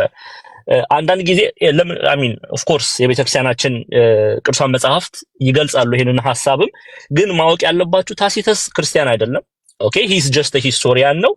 ግን የማይካደውን እውነት ራሱ በሮም ሂስትሪ ላይ መዝግቦት አልፏል። ክርስቲያኖች ላይ ይደርስ የነበረውን ግፍና እነ ቅዱስ ጳውሎስ እነ ቅዱስ ጴጥሮስ ከክርስቲያኑ ጋር ሰማዕትነትን ሲቀበሉ እንመለከታለንና ያ ዘመን በዘመነ ሮም ይደረገው የነበረው እጅ መጫን ዛሬ ላይ ኢትዮጵያ ውስጥ እየተደረገ ነው። ይሄን መካድ የለብንም። ብዙ ክርስቲያኖች እየታረዱ ነው ያሉት። ብዙ ክርስቲያኖች ህፃናት ልጆች ሰማዕትነትን እየተቀበሉ እግራቸው እየተቆረጠ ነው ያለው፣ እየተቃጠሉ ነው ያሉት። የራሳቸውን ስጋ ይቅርታሽ እሺ የራሳቸውን ስጋ የግፋቸው ግፍ ክርስቲያኖች የራሳቸውን ስጋ እንዲመገቡ እየተደረገ ነው ያለው። to this point extremely ጽንፍ በጣም እንዲያው ከህሊና በላይ የሆነ ግፍ ቤተክርስቲያን ላይ እየተደረገ ነው ያለው። ለዚህ ደግሞ አንድ አይደለም ሁለት አይደለም ብዙ አስረጅ ማቅረብ እንችላለን። በፎቶ የተደገፈ በቪዲዮ የተደገፈ አስረጅ ማቅረብ እንችላለን። 6 ቤተሰቦቿን ያጣች 5 ቤተሰቦቿን ያጣች በመካከላችን የምናቃቸው ቅርብ የሆኑ እህቶች ወንድሞች አሉና አንደኛ ነጥብ እየተደረገ ያለውን ግፍ ሪኮግናይዝ ማድረግ ነው። መጀመሪያ ሶሉሽን አፕሮች ከማድረጋችን በፊት we have to recognize the problem። በቃ ግፍ አለ ኢትዮጵያ ውስጥ፣ ክርስቲያኖች እየተገደሉ ነው። ምክንያቱም አንዳንድ ሰዎች አሉ ቀለም የሚቀቡ የሆነ around the bush ይላሉ ምዕራባውያን፣ ዙሪያ ጥምጥም የሚሄዱ ኧረ እንደዚህ ነገር የለም አለ። እንዲያው ማየት ፈልጋለሁ የሚል ሰው ካለ ቴሌግራም ግሩፕ ላይ የሚጨፈጨፉ የሚታረዱ ለጅብ የሚሰጡ ክርስቲያኖችን በቪዲዮም ሆነ በፎቶም በተፈለገው ማስረጃ ማቅረብ ይቻላል። ስለዚህ እባካችሁን እንዲያው ነገሩን ላለመስማት የሸፈና ጆሮቻችሁን፣ አይኖቻችሁን፣ አፋችሁን የሸፈናችሁ ሰዎች ያድድ ባታርጉ። ግፍ አለ፣ ግፍ እየተደረገ ነው። አንደኛ ነጥብ ይሄ ነው። ሁለተኛ ነጥብ ምንድነው ሶሉሽኑ ታዲያ? ሶሉሽኑ ምንድነው? ሶሉሽኑ መሆን ያለበት አንደኛ በዚህ ጉዳይ ላይ መንግስት እንደ አንድ ሀገር አስተዳዳሪ ለዜጋው ማድረግ ያለበት ጥበቃ አለ። ያንን ጥበቃ ግን እየፈጸመ አይደለም። ካህናት ሲታረዱ፣ ቤተክርስቲያን ሲቃጠል፣ ህፃናት ሲታረዱ፣ ህፃናቱን እንዲያው እነሱ ላይ የሚደረገውን ግፍ እንደመከላከል የመሸፈን ሐሰት ነው የማስባል የማስተባበል ንግርት እያስነገረ ነው ያለው። በዚህ ሁላችንም አዝነናል። በእርግጥ ሁላችንም አዝነናል። ስለዚህ ምንድነው ማድረግ ያለብን? ከአባቶች ጋር ኦኬ ቅድም ወንድማችን ዲያቆን ዘማርያምም እንደተናገረው መምህራችን እንደተናገረው የተኙትንም አባቶች ቢሆን አባቶቻችን ናቸው። ምንም ማድረግ አንችልም። ወደድንም ጠላንም አባቶቻችን ናቸው። በፍቅር ከተኙበት ቀስቅሰንም ቢሆን በህብረት ሆነን መፍትሄው ላይ መወያየት ያስፈልጋል። ይሄ ደግሞ የዲያቆን ዛማኑኤል ስራ ብቻ አይደለም። እኔ ብቻ እኮ አይደለም በ40 ቀን ወደዚች ቤተክርስቲያን በጥምቀት የተጨመርኩት። ኦኬ የሁላችንም ግዴታ ነው። በቃ ግዴታ ነው። የዛ ልጅ ሰምታችኋል። የ4 ዓመቱ ልጅ እግሩ ሲቆረጥ የጮኸው ጩኸት፣ የዛ ህፃን ልጅ ለቅሶ እኔን ብቻ አይደለም እንቅልፍ ሊነሳኝ የሚገባው። ዲያቆን ፋሲካውን ብቻ አይደለም እንቅልፍ ሊነሳ የሚያስፈልገው። ዲያቆን ዘማርያምን ብቻ አይደለም ወይም ዲያቆን ክርስቶፎሮስን ብቻ ነው። ሁላችንም ህዝበ ክርስቲያኑን እንቅልፍ ሊነሳው ያስፈልጋል። ስለዚህ አባቶቻችን ለምን ዝም አላችሁ? ኦኬ ተጽዕኖ ማምጣት እንችላለን እኮ መጫን እንችላለን። ለምንድነው ዝም ያላችሁት? ኦኬ እጅ ተጭኖባችሁም ከሆነ እጅ የጫነባችሁን ያንን ሰው ግለጡልን። በቃ እኛ ከፊት ምሩን፣ እንደ ጳውሎስ እንደ ጴጥሮስ እስከ መጨረሻው ድረስ አብራችሁን ሁኑ ብለን ግድ ልንላቸው ያስፈልጋል። ከዛ በኋላ መፍትሄው ላይ ስንነጋገር ደግሞ እንዲያው እባካችሁን ቢብሊካል ፕሪንሲፓሉን የአበው ትምህርትን በደንብ ያልተረዳችሁ ሰዎች ልትኖሩ ትችላላችሁ። ሰልፍ ዲፌንስ ቅድምም ወንድማችን ዲያቆን ዘማርያም ሲናገረው ነበር። ሰልፍ ዲፌንስ ኃጢአት አይደለም። ይሄንን ነገር ልናውቅና ልንረዳ ያስፈልጋል። እኛ ሄደን አታክ አናረግም። የሰላም ሰዎች ነን። ሄደን ሰዎች ላይ እጅ አንጭንም። ግን ሊገለንን የመጣ እንካ አንገታችን ዝም ብለህ ግደለን ደግሞ አይባልም። አይሆንም ደግሞ እንደዛ። አንድ ሰው ቤት ሰብሮ ቢገባና ሚስትህን እገላለሁ ልጆችህን እገላለሁ ቢል ዝም እንደማንለው ቤተክርስቲያን ውስጥ ሰብረው ገብተው ህፃናቱን ሲያርዱ፣ ካህናቱን ሲያርዱ፣ እህቶቻችን ወንድሞቻችንን ሲያርዱ ዝም ብለን አናይም። ቢብሊካል ፕሪንሲፕልም ሆነ የአቦ ትምህርት እንዲህ አያስተምርም። ስለዚህ ምን ማድረግ ነው ያለብን? ስንከላከል በምን መልኩ ነው መከላከል ያለብን የሚለውንም መመካከር፣ ህብረት ፈጥረን መነጋገር ያስፈልጋል። ይሄንን ግን ማድረግ የምንችለው አንድ ስንሆን ነው፣ በአንድ ልብ። ሐዋርያት ሥራ ምዕራፍ 2 ላይ ታስታውሳላችሁ አይደለ? ሐዋርያት ሥራ ምዕራፍ 2 ላይ በኢየሩሳሌም የነበረችው ቤተክርስቲያን እግዚአብሔር አምላክ ሞገስ የሆናቸው እነሱ በአንድ ልብ ስለጸኑ ነው። ኦኬ፣ በአንድ ልብ የሚለው በብዙ ይተረጎማል። ያ ከትርጉሞች መካከል አንዱ ምንድነው? አንድምታ ትርጓሜያችን በፍቅር ህብረት እያለ ይተረጉሙታል። በፍቅር ሆነን በአንድ ልብ ሆነን መፍትሄው ሰልፍ ዲፌንስ ቢሆንም እንዴት ያለ ሰልፍ ዲፌንስ ነው ማድረግ ያለብን የሚለውን ከአባቶች ጋር ተነጋግረን ያንን ማድረግ መቻል አለብን። ራሳችንን መከላከል መቻል አለብን። ከዚህ በኋላ ዝም ብለን የምንገደልበት ዘመን ማብቃት አለበት እና ይሄንን ልናቅ ያስፈልጋል። ሌላው ሶስተኛው ነጥብ የምናገረው ጩኸታችን በከንቱ አልቀረም። እውነት በጣም ፍራስትሬት አድርጌ ነበር። እውነት ለመናገር ዲያቆን ፋሲካው በጣም ብዙ ስራ እየሰሩ ያሉ ውድ ወንድማችን ናቸው፣ የቤተክርስቲያን ልጅ ናቸውና እሳቸው ብቻ አይደሉም፣ አሉ ሌሎችም ወንድሞች እጅጉን እየደከሙ ያሉ። ወንድማችን ዘማርያም ላይቭ ላይ መጀመሪያ ላይቭ በትምህርት ገልጿል ይሄንን ጉዳይ። ሌሎችም ሳይፈሩ ፊት እየተጋፈጡ ያሉ ወንድሞች አሉና እኔም ከሁሉም ያነስኩ ብሆን እውነት ለመናገር የምሰራውን ስራ ትቼ ለብዙ ጊዜ በእህት ቤተክርስቲያን በመሄድ እዚህ ፖለቲሽያኖችን በማናገር ኮንግረስ ድረስ በመሄድ ተቃውሞ ሰልፍ በመውጣት በጣም እንትን ስደክም ነበርና የሆነ ሰዓት ላይ በጣም ፍራስትሬት አደረኩ። እንዴ ምንድነው? ይቅርታ ስልክ ገብቶ ነው። እና ለምንድነው ዝም ያልከው እያልኩ በጣም በቃ ፍራስትሬት እያደረኩ ነበርና በጣም እኔ ራሱ ፐርሰናሊ ካለ የህይወት ሰልፍ አኳያ ብዙ ጭንቀት ውስጥ ሐሳብ ውስጥ ነበርኩና በመጨረሻ እግዚአብሔር በባዶ አላስቀረንም። ቅድም ከዲያቆን ፋሲካው ጋርም ስንነጋገር ነበረ። የሂውማኒታሪያን ሙቭመንት እንቅስቃሴ ሪች አውት አድርገውኛል። ቅድም በጣም ደስ ስላለኝ ከዲያቆን ፋሲካው ጋርም እየተነጋገርን ነበረ። አዌርነስ እየተገለጠ ነው። በቃ አሁን ምንም የሚሸፈን ነገር የለም፣ እየተገለጠ ነው። ህዝብ እየሰማ ነው፣ ዓለም እያወቀ ነው። ስለዚህ ይሄ ነገር ጥሩ ነው። ግን ዋናው መልእክት ነው። እነዚህን 3 ነጥቦች ማንሳት እፈልጋለሁ። በተረፈ ዲያቆን ዘማርያም እጅግ አድርጌ አመሰግናለሁ። እግዚአብሔር አምላክ ይባርክ አንተንም ቤተሰብህንም። ክርስቶስ ፍቅር ወዳለሁ።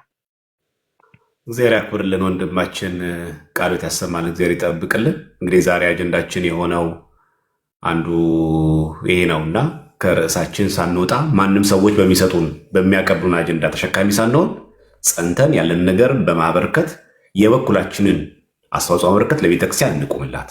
ካቃተን ዝም እንበል፣ እንጸልይ። ጸሎት ራሱ ትልቅ እርዳታ ነው። በቃ ጸጥ ብሎ እግዚኦ ብሎ ሱባኤ የሚገባ ሰው እኮ አለ። እኔ ማውራት አልችልም መናገር። እንዴት የታደለ ሰው ነው! እንዴት እንደሚረዳ ታውቃላችሁ? እኔ ሰዎች ጸሎት የኛ ድምፅ አለም እዛ ጋር የሚያሰሙ ነው። የእነዚህ ሰዎች ልመና ጸሎት ነው። እስኪ የታደላችሁ ጊዜ ያላችሁ ማድረግ የምትችሉ ሰዎች እስኪ ሱባኤ ግቡበት። አንተ አምላክ ድረስልን፣ አንተ ከፊት ለፊት ቅደምልን፣ አንተ ሞገስ፣ አንተ ክብር አድርግልን፣ አባቶቻችን ነቅተው ከፊት ለፊታችን እንዲቀድሙ አድርግልን። እስኪ እንጸልይ። በቃ አለቀ። እንደዚህ የሚያበሩ አሉ፣ ተደብቀው የሚያበሩ ሻማዎች አሉ። እኛ ማናያቸው እግዚአብሔር የሚያያቸው፣ እኛ ማናቃቸው እግዚአብሔር የሚያውቃቸው አሉ። ለዚህ ትልቅ ጸሎት ስለሚያስፈልግ አደራ ለማለት ያክል ነው። ክብረ ክህነትን በጠበቀ መልኩ የቤተክርስቲያን ስርዓትና አስተምሮ በጠበቀ መልኩ እዚህ ጋር እንደራጅ ያለን እያፈረስ እንደራጃለን። ሲኖዶስ አያስፈልግም፣ ካሁን በኋላ የምናውቀው አባት የለም እየተባለ እንደራጅናለን እንዴ? የምንደራጀው ጠቅላይ ቤተ ክህነትን እያፈረስና ሲኖዶስ እያፈረስን እንዴ የምንደራጀው? መዋቅር የተፈረሰ እንደራጅ ይባላል። በቃ ወደድንም ጠላንም አባቶቻችን ናቸው። በቃ አለቀ። እነሱን የመሸከም ግዴታ አለብን። ከነሱ ውጭ ደግሞ አይሆንም እና ይህን በደንብ ያታወቃል እንጂ እዚህ ጋር እንደራጅ ያለ ደግሞ እዚህ ጋር እያፈረስን ነው የምንደራጀው። ፓራዶክስ ነው ራሱ፣ ተቃርኖ አለው፣ አይገጥም። ስለዚህ በደንብ አድርገን በሚገባ ስራውን መስራት አለብን። በቃ ክብረ ክህነትን ጠብቀን ቅዱስ ሲኖዶሱን አክብረን ግን ደግሞ በሚገባ ማድረስ ደግሞ አለብን። ይሄ ሸፋፍነን ቀባብተን ምናምን አይደለም። ይሄ ማስመሰል ምናምን አይደለም። እኔ ማስመሰል የሚያሽቀብሱ አልወድም። በቃ ቀጥታ መናገር ነው። ግን ክብረ ክህነት መጠበቅ አለበት። አባቶች መከበር አለባቸው። ስንት ሰው ሲደርስ ነው ድምፃችሁ የምታሰሙት? ስንት ሰው ይሙት? 80 እጥፍ ሲደርስ ነው የምትጮሁት? ዛሬ ቦምብ ተወረወረ፣ ነገ ምን ይወርውር መድፍ ሲተኩስ የምትወጡት? በሚገባ ክብረ ክህነትን ጠብቃችሁ መናገር አለባችሁ። ለምን መሰላችሁ? አንዳንድ መናፍቃን አሉ፣ ለእናንተ የሚያቀብሉ እኮ አሉ። አላያችሁ? አንዳንድ ጊዜ ይሁን መናፍቃን ምናምን ወይ ተሐድሶ መናፍቃን ይመጡና እናንተ ጋር ምን ሆነ ስትሉት በአክ ቤተክርስቲያን ላይ ሞቱት ምናምን ስትሏቸው ይህ እኮ የእናንተ ችግር እኮ አይደለም እኮ ሲኖዶሱ ይላል። አየህ እኮ እሱ እኮ ተሐድሶ ነው ሲጀመር። ቤተክርስቲያን ውስጥ እኮ የለም። አይታ የፈለገው ምን መሰለ? ቅዱስ ሲኖዶስ እንድታቃለት ይፈልጋል። አይታ አባቶችን እንዳታከብር ይፈልጋል። ይሄ ማን ዓላማ ነው? የተሐድሶ ዓላማ ነው። ከበሩ ምንድን ነው? አይታል ዝምታቸው። እኔ እኮ ራሱ አንዱ ከቤተክርስቲያን የወጣሁት እኮ በዚህ ነው ይላል። አይታችሁ አጠጋጉ። በዚህ ሀሳቦ ከቤተክርስቲያን የወጣሁት ክር ቤተስኮ በእነሱ አይባልም፣ አይገናኝም። እንኳን ዝምታ ቀርቶ መላው የሲኖዶስ አባላት አያርግብን። መናፍቅ ቢሆኑ እኛ አንቀየርም። ይኸው ልንገራችሁ፣ እንኳን የሲኖዶስ አባላት የጠቅላይ ቤተ ክህነት አባላት ጨምራችሁ ዛሬ በአንድ ላይ መንፍቀናል ቢሉ አያርግብን፣ እኛ አንሰማም። እንኳን ዝም ማለት ይቀርና ተከትለን የምንወጣው ነገር የለም። ሰውን አትመልከቱ። በቃ አትዩ። ሰው ናቸው ጳጳሳት። አዎ ክብር ይገባቸዋል። አዎ ግን ደግሞ ሊሰናከሉ ይችላሉ። ሰው ናቸው። እኛ የማይሳሳት አባት የለንም። እኛ ኢንፋሊብል የሆነች ቤተክርስቲያን ናት እንጂ የማይሳሳት አባት የለንም። ፓትርያርኩ ሊሳሳቱ ይችላሉ። የቅዱስ ሲኖዶስ አባላት ሊሳሳቱ ይችላሉ። ካህን ሊሳሳት ይችላል። ዲያቆን ሊሳሳት ይችላል። ፍጹም የሆነ እንከን አልባ የሆነ አገልጋይ ጳጳስ፣ ቄስ፣ ዲያቆን የለንም እኛ። እንኳን ዝም ማለት ይቅርና ነው በዚህ አሳቦ ክር በጥሳሉ የሚል ሰው ተሳስቷል። አባቶች ዝም ስላሉ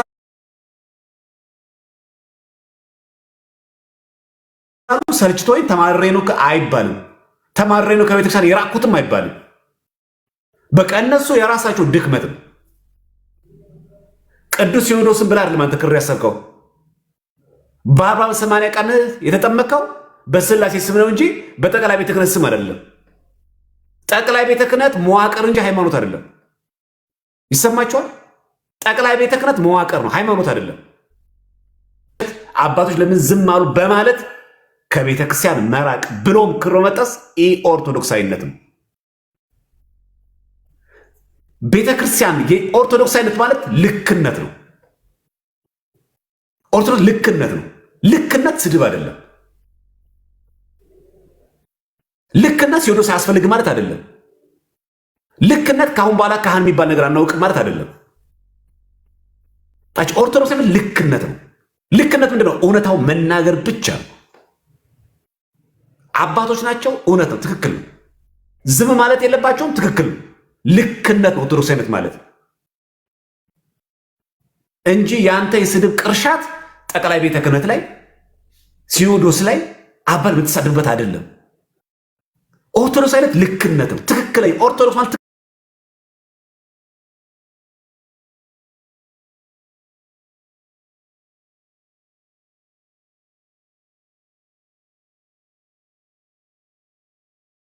ድህነት የሚፈጸም ሚስጥራት የለም። ሚስጥራት ደግሞ ለድህነት ነው የሚያገለግሉት። ስለዚህ እዚህ ጋር እንደራጅ እያልን እዚህ ጋር ጠቅላይ ቤተ ክህነትንና እዚህ ጋር ጳጳሳትን አንቀበልም አይባልም። ቅዱስ ሲኖዶስን እናከብራለን፣ እንቀበላለን፣ ግዴታችን ነው። ችግር አለብን? አዎ። ጥያቄ አለብን? አዎ፣ በደንብ እናንተ ነበራችሁ አጣሪ ኮሚቴ መላክ የነበረባችሁ ሲሆን ምልአተ ጉባኤ ቅዱስ ሲኖዶሱ ጉዞ ማድረግ ወደ አርሲ እስቲ ይረሸኑ፣ እስቲ ሞቱ፣ አብሮ ከልጆቻቸው ጋር ማልቀስ። ይሄ ነው መጠየቅ። በቃ አለቀ። ሲኖዶስ ያስፈልገን ማለት አያስፈልግም። በቃ አለቀ። ከከበደስ ልኡካን እንኳን ቢያንስ መላክ የሚያጣራ ጉዳዩን በደንብ የሚያጠና ልጆቼ ተወካዮች ልኬ ጉዳዩን በደንብ አጣርቻለሁ፣ መሬት ላይ ነው ሀቅ ይሄ ነው ብላ መናገር ያለባት የኛ ቤተክርስቲያን ናት።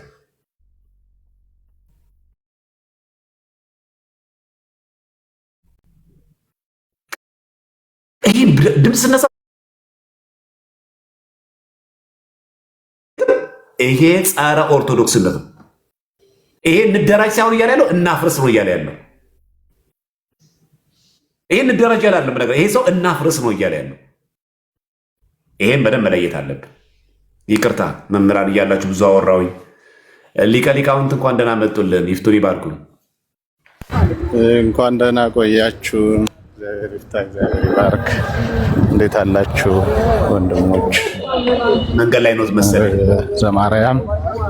አዎ አሁን እሺ፣ ሌላ ሰው ሰፈር እየሄድኩ እሺ እሺ እሺ እሺ። ቴዎሲስ ይቀጥል። ዲያቆን ቴዎሲስ አለ? ቴዎሲስ የለም?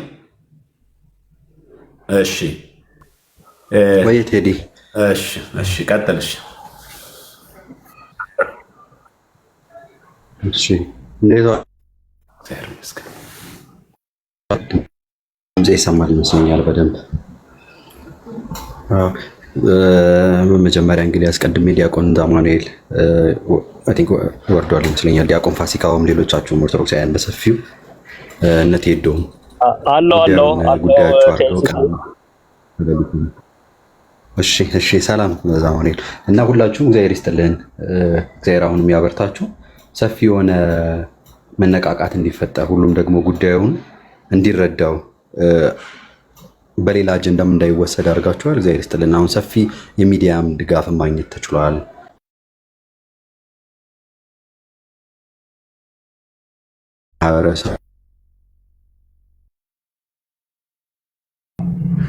ይቆራረጣል። ቴዎሲስ እንደ ኦርቶዶክስ እየጠፋ ነው መሀል በሰላም ኑሮን የሚገፋ አለ። ሊታላይ ኦርቶዶክስ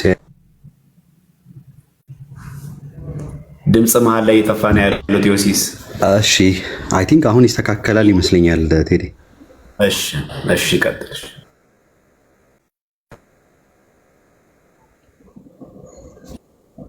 እሺ ላስተካክልና ልመለስ፣ ወይም ደግሞ እስከዛ ሳይናገር ላስተካክልና። እሺ እሺ። ዲያቆን በረከት መምህራችን እንደምን አለ? እንኳን ደህና መጣ።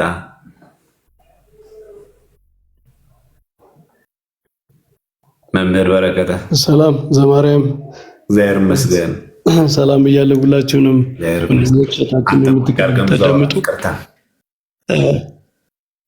ኧረ እንዴ በጣም ጥሩ ሀሳቦች ነው ሲነገሩ የነበሩት። ያው ቢደጋገምም ስለማይከፋ ነው እንጂ አዲስ ሀሳብ የሚለም። እኔ 3 ጉዳዮች ላይ ማተኮር ያለብን ይመስለኛል። አንደኛ የቤተክርስቲያንን የሚያጠቁ በተለያየ መንገድ ቤተክርስቲያንን የሚያጠቁ አካላት አንዱ ዓላማቸው ፍራስትሬት እንድናደርግ ማድረግ ነው። በቃ የሆነ አባቶቻችን እንድናናንቅ፣ እርስ በርሳችን እንድንጣላ፣ ቤተክርስቲያን ያላትን አንድነት ከውስጥ እንዲፈተን፣ እንደዚህ አይነትም ነው አንዱ ዓላማ እሱ ይመስለኛል እኔ። እና ለሱ ምንም አይነት እድል መስጠት የለብንም። በቃ ይሄ የኦርቶዶክሳዊነት አንዱ ፒላር፣ አንዱ መሰረቱ፣ አንዱ ምሰሶ። በቃ አባቶች ከሌሉ ቤተክርስቲያን የለችም። ስለዚህ በጅምላ አባት የለም፣ ሲኖዶስ የለም፣ መሪ የለንም ምናምን የሚሉ ነገሮች ቀጥታ ጥቃት አድርጋችሁ ነው ማሰብ ያለባችሁ። በሌላ መንገድ የሚመጣ ጥቃት ነው ይሄ። አንድ ሰው ስም ተጠርቶ ሊነገር ይችላል እንዳልከው ቅድም ዘማርያም፣ እከሌ በቂ መልስ አልሰጠም፣ በዚህ ሰዓት ኃላፊነት አለበት ተብሎ አንድ አባት ሊነገር ይችላል። በጅምላ የሚደረግ ንግግር ግን በቃ አባት የለም ማለት ምን እያል እንደሆነ ታውቃላችሁ? ቤተክርስቲያን የለችም እያለ ነው። እና ይህንን አንደኛ መጠንቀቅ ይኖርብናል። አንናገር ማለት አይደለም፣ መናገር አለብን። ጅምላ የሆነ የፍራስትሬሽን በጣም ጀነራላይዝድ የሆነ ንግግር ግን ጥሩ አይደለም። ምንም ቢሆን ቤተክርስቲያን እስካለች ድረስ አባቶች አሉ። ምናልባት እነሱ ጋር ያለ እኛ ማናቀው ብዙ ነገር ሊኖር ይችላል። ባይዘወይ አባቶች እንደው የማይናገሩት ስለፈሩ ብቻ ነው የሚል ድምዳሜም ትክክል አይመስለኝም። ስለፈሩ፣ በስልጣን ስለተሸበቡ፣ በተለያየ ጥቅም አቅም ስለተያዙ የማይናገሩ እንዳሉ ሁሉ ሌላ ብዙ ምክንያት ያላቸው አባቶች ይኖራሉ። መናገርና አለመናገር አምሳ አምሳ ሆኖባቸው እየተጨነቁ ያሉ አባቶችም ሊኖሩ ይችላሉ። ከጀርባ በፊታቸው ያለ ኮንሲኩዌንስ የሚታያቸው እኛ የማናየው ነገር ሊኖር ይችላል። ይሄ ሁሉንም ጀስቲፋይ ለማድረግ አይደለም። እንደዚህ በመጠንቀቅ ነው፣ በጣም አርቀው በማሰብ ብቻ ነው ምናምን ልንል አንችልም። የተለያየ አይነት ሰው ስላለ ማለት ነው። እና እሱና ሁለተኛ እኛውን መፍትሄ የምንሰጠው የምናስበው ፊት ለፊታችን ያለ ችግር ነው። እሱ ምንድነው? የምዕመናን መታረድ የምናየው በጣም የሚያሳዝን የሚያስደነግጥ ነገር ከፊት እያየን ነው። ግን ሌላ ብዙ ችግር አለ ልንጮህበት የሚገባ ማለት ነው። አባቶች በአንድ ድምፅ ወጥተው እንዳይናገሩ እንኳን ምን ተሰርቷል? ምን ተደርጓል? ይሄኛ ሃርድ የሆነውን ፓወር ብቻ ነው የምናየው፣ ሰው ሲሞት ምናምን የምናየው ማለት ነው። ቤተክርስቲያን ያንን መቋቋም እንዳችል፣ ሬዚስት ማድረግ እንዳችል፣ ምዕመናንን አስተባብራ መቆም እንዳችልስ ምን ተሰርቷል ደግሞ ከጀርባ? እና በሁሉም በኩል የበጣውን ጥፋት የደረሰውን ጥቃት አብረን ማየት አለብን ብዬ ነው ማሰብ። ማለት ለሆነ ጉዳይ ብቻ መልስ አይገኝም፣ መፍትሄ አይገኝም። በቃ ብዙ ችግር ከሆነ አንዱ ጉዳይ ብቻ መፍትሄ ሊያገኝ አይችልም። ሁሉም ችግር በየአቅጣጫው መታየት አለበት ማለት ነው። እና ይሄ የሆነ ፊት ለፊት የምናየው ችግር ብቻ አይደለም ችግሩ፣ እሱ መገለጫው ነው። በተለይ ወደ ውስጥ ስንሄድ ማለት ነው። እና ብዙ ችግር የለም ወይ? ይሄንን ኢኔብል እያደረገ ያለ ችግር የለም ወይ? ይሄ እንዲሆን እንደው ችግር ከመጣ በኋላ እንኳ ይሄ ከተከሰተ በኋላ እንኳ ቤተክርስቲያን በቂ የሆነ አግባብነት ያለው መልስ እንዳሰጥ ከጀርባ ደግሞ የተያዘ ነገር የለም ወይ? እና ያንን ዝም ብለን ለዚህኛው ብቻ መፍትሄ ማምጣት እንችላለን ወይ? ስለዚህ ምንድነው በብዙ አቅጣጫ የተከፈተ ጥቃት ከሆነ በብዙ አቅጣጫ ነው መመከት ያለበት የሚል ሐሳብ አለኝ እኔ። ምክንያቱም ሰዎች ቤተክርስቲያንን እያዳከሙ ያሉ በአንድ አቅጣጫ ብቻ አይደለም፣ የሆነ ምዕመናንን በመግደል ምናምን ብቻ አይደለም፣ በተለያየ አቅጣጫ ነው። እና በተለያየ አቅጣጫ መመለስ አለብን። ለዚህ ምን ያስፈልገዋል? በጣም ዲፕ የሆነ ሰፋ ያለ ውይይት ያስፈልገዋል ብዬ አስባለሁ። እኛ የምናየው አንድ አቅጣጫ ብቻ ነው ያለው፣ ግን በስንት አቅጣጫ ነው ጥቃቱ? ቤተክርስቲያን እየተዳከመች ያለችው በስንት አቅጣጫ ነው? አንዱን ብቻስ መፍታት እንችላለን ወይ የሚለው ማለት ነው። ሶስተኛ ይሄ ነገር መቆም የለበትም ብዬ አስባለሁ እኔ። የሆነ ዘመቻ እንዳይሆን፣ ዘመቻ ከሆነ ያቃ ዘመቻ የሆነ ጊዜ ያለው አይደል? ያቆማል። የሆነ ሳምንት፣ የአንድ ሳምንት፣ የሁለት ሳምንት ስራ መሆን የለበትም። በቃ መቀጠል አለበት። ብዙ ሰፊ የሆነ ነገር ነው ያለው፣ ማቋረጥ የለበትም። እኔ እንደውም በዚህ በማህበራዊ ሚዲያ በሳምንት አንድ ቀን ሁለት ቀን ቢያንስ እንዲህ አይነት ውይይት፣ ቀጣይነት ያለው ውይይት ያስፈልጋል ብዬ ነው ማምነው። የማያቋርጥ ማለት ነው። መፍትሄ እስኪመጣ ሰው ሁሉ በቂ መረዳት እስኪኖረው ድረስ እና ለመፍትሄ የሚያስችል እውቀት እስከሚፈጠር ድረስ ሚዲያ በዋናነት ማሳወቅ ነው አይደል? እሱ እስኪፈጠር ድረስ ተከታታይነት ያለው ነገር መሆን አለበት። እና ምንድነው የሚሉት? አንድ ሰሞን ይጮሃሉ፣ ከዚያ ያቆማሉ፣ ወደ ሌላ ጉዳይ ይገባሉ ነው። እንደዛ ነው አይደል? ብዙ ጊዜ ቤተክርስቲያንን የሚያጠቁ አካላት እነሱ አያቆሙም። ከነገራችን ላይ እነሱ አያቆሙም። እኛን ግን አንድ ሰሞን የሆነ ነገር ያደርጉና የሆነ ሰሞን ጩኸው ያቆማሉ። ከዛ ይረሱታል። ደግሞ አታክ እናደርጋቸዋለን። ደግሞ የሆነ ሰሞን ይጮሃሉ። ከዛ እንደዚህ እያለ ይቀጥላል ማለት ነው። ስለዚህ ለዚህ መፍትሄው ምንድን ነው? ሪስፖንሱንም አለማቆም ነው። መቆም የለበትም ብዬ ነው ማስበው እኔ እና የሆነ ኔትወርክ ፈጥሮ ንግግር አድርጎ ይሄ ጉዳይ እስከ መጨረሻ ድረስ መቀጠል አለበት። እኛ የቤተ ክርስቲያን ልጆች የሆነ አጭር ሚሞሪ ያለን የሆነ ጉዳይ ላይ ዋይ ዋይ ብለን ጩኸን ከዛ በኋላ የምንረሳ አይነት ሰዎች አይደለን። የቤተ ክርስቲያን ጉዳይ ሁልጊዜ የሚያሳስበንን። ስለዚህ ይህን የምናሳየው ምንድን ነው? በማያቋርጥ እንቅስቃሴ ማድረግ አለብን ብዬ ነው የማስበው እኔ እና አሁን ከዘመቻ መንፈስ ወጣ ብለን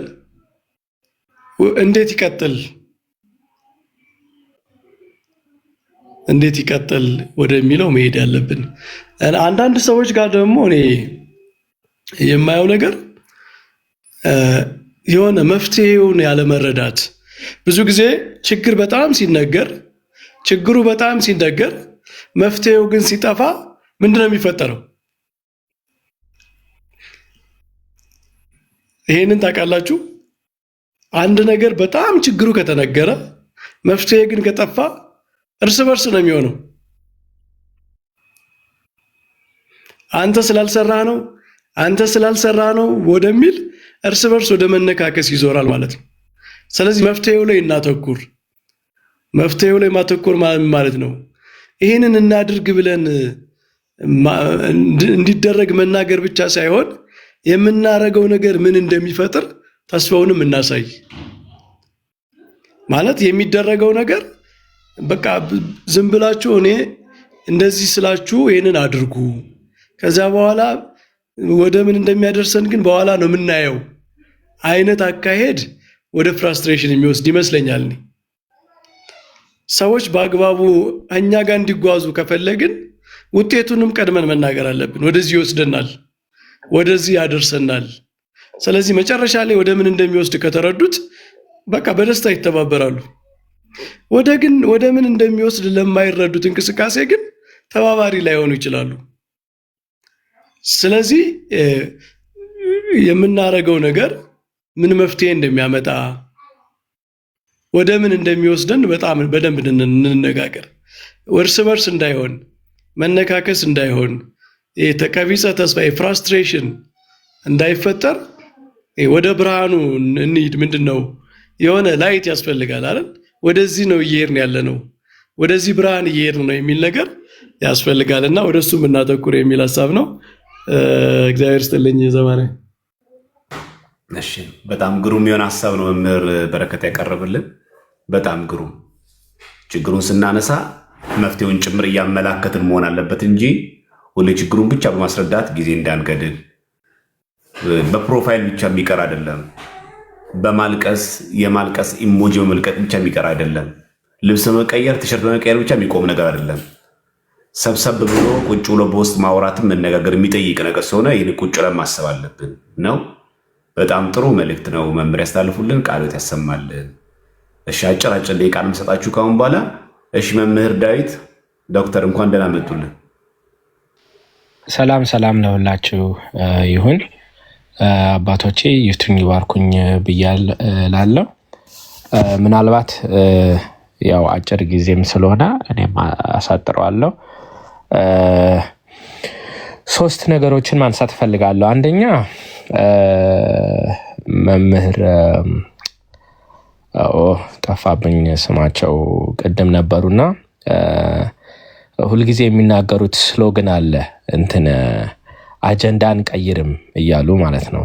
እና ጥሩ ስሎገን ነች፣ ሁላችንም ብንይዘው። ምክንያቱም አጀንዳ ለማስቀየር አውቀውም ሳይሆኑ ሳያውቁ ብዙ የተደረገ ነው እና ያንን ሁላችንም ልብ ብለን ለሁሉም መልስ አይሰጠም፣ ለሁሉም ንግግር አያስፈልገውም፣ ለሁሉም ስብሰባ አያስፈልገውም። በተለይኛ ዓላማ እስካለን ድረስ ከዓላማው መውጣት የለብንም የሚል ሐሳብ ነው።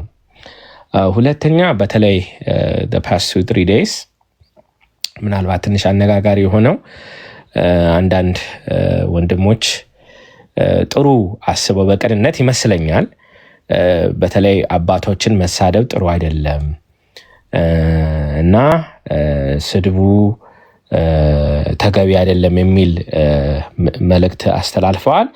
ይሄ የሚደገፍና የምንስማማበት መሆኑን አጥብቀን መናገር አለብን። ምክንያቱም እንኳን አባቶችን ማንንም ገዳዮቹን እንኳን ልንሳደብ አልተፈቀደልንም ክርስቲያንንና ግን አንድ ለምሳሌ ወይ ችግር ሲኖር ወይ የሆነ ያልተሰራ ነገር ሲኖር እንደ ምእመን እንደ ልጅነታችን ደግሞ ይሄ ነገር መስተካከል አለበት የምንለው ነገሮች ሊኖሩ ይችላሉ። ይሄ በነገራችን ላይ ፍትሐ ነገሥትም ላይ አለ። ፍትሐ ነገሥትም ላይ በደንብ አድርጎ ተነግሯል። አንድ ጳጳስ ስራውን ካልሰራ ምንፍቅና ሊኖርበት ይችላል። በደንብ ሊያስተዳድር ይችላል። ለቦታው ላይ መጥን ይችላል። የተለያዩ ነገሮች አሉና ምእመን የምእመንንም ኃይል ማወቅ መረዳት አለብን። በነገራችን ላይ ይሄ የአገልግሎት አለመረዳት ይመስለኛል በእኛ ውስጥ እንጂ እነ ቅዱስ ጴጥሮስን ብንመለከት ራሳቸውን ባሪያ ነበር የሚሉት። ባሪያ ነን እያሉ ነበር የሚያገለግሉት እና ጳጳሳቱ ባሪያ ናቸው እኮ ባሪያ ናቸው። እንደው ክብሩ መስቀል ስለያዙ ያለንን ፍቅር ስለምንገልጽ ነው እንጂ የተሾሙት ሊያገለግሉ ነው እና ይህንን በደንብ እንትን ብለን ስድብ አያስፈልግም። ስለ ስድብ እያወራው አይደለም። ግን አንዳንድ ነገር ደግሞ ሲኖሩ ይሄ ነገር እንደው ቢናገሩ ሰው እየሞተ ነውና ዝም ባይሉ የሚለውን ቃል ስድብ ብሎ መተርጎሙ ያለመረዳት ያለመገንዘብ አካል ይመስለኛል። ግን አሁንም ደግሜ ሶስተኛው ነጥቤ ጋር ስመጣ አሁንም የተነሳውን ነገር ኤኮ ማድረግ እፈልጋለሁ። ቅድም ተነስቷል መሰለኝ። ማንንም መሳደብ የለብንም። አንዳንድ ጊዜ በስሜት በንዴት በተለይ ሰዎች ሲሞቱ ደጋግሞ መስማት ማየት የሆነ ሜንታሊም ራሱ እኮ ኮንፊውዝ ያደርጋል እና ሳናስበው ከመናገር ቅድም ዲያቆን ዘማርያም እየሰማሁ ነበርኩና ይሄ በጣም ብልህነት ነው።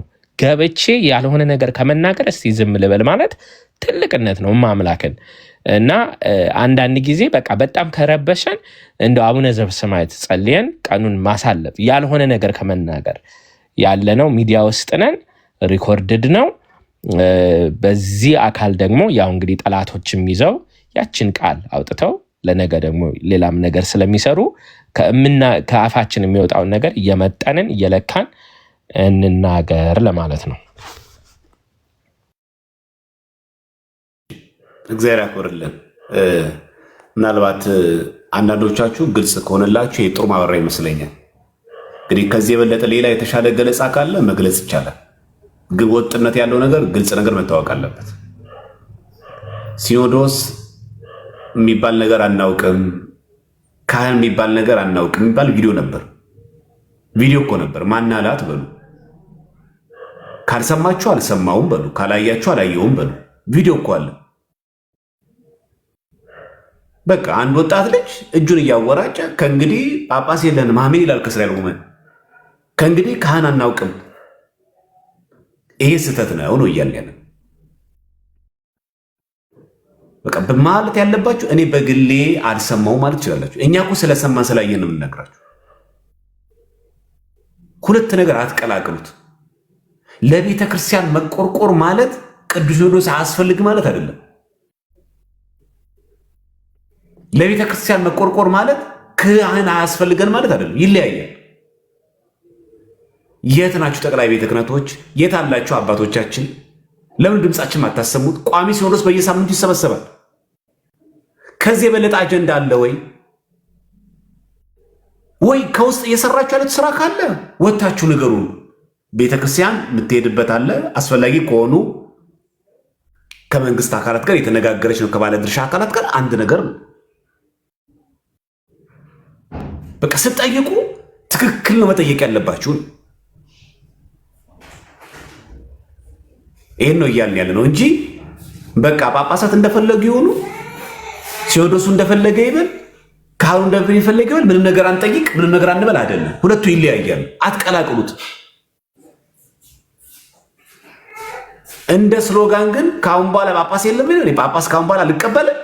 እኔ ካሁን በኋላ ጠቅላይ ቤት አልቀበልም። እኔ ካሁን በኋላ ቄስ ሁሉ አስጠልቶኛል። ግን ምንፍቅና ነው። ዋጡት። ይሄን ሀቅ ነው። በቃ ኑፋቄ ነው ይሄ።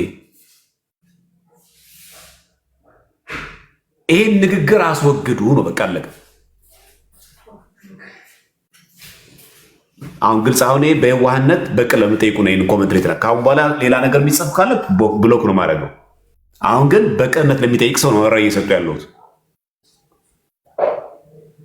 አባቶችን ማክበር ያለ ካህን የለም። ይሄ እኮ ባነክሩ በነገራችን ላይ የናጅሪዎቹ ዓላማ ነው። እነ ጀማነሽ ናቸው የጀመሩት። አሁን እኮ ጳጳስ የለም። ጳጳስ እኮ እኔ እኮ ድሮ እኮ ብያቸዋለሁ የሚሉ ሰዎች አሉ። አሁን እኮ ፓተል እኮ የለም። እኔ እኮ ድሮ ቤተክርስቲያን እኮ ተበላሽታለች እኮ የሚሉ እኮ ሰዎች አሉ። ይሄ ኑፋቄ ነው። አሁን ካህን የለም ማለት እኮ የምትቆርቡት እኮ አማናዊ ስጋው ደግሞ አይደለም እያሉን ነው።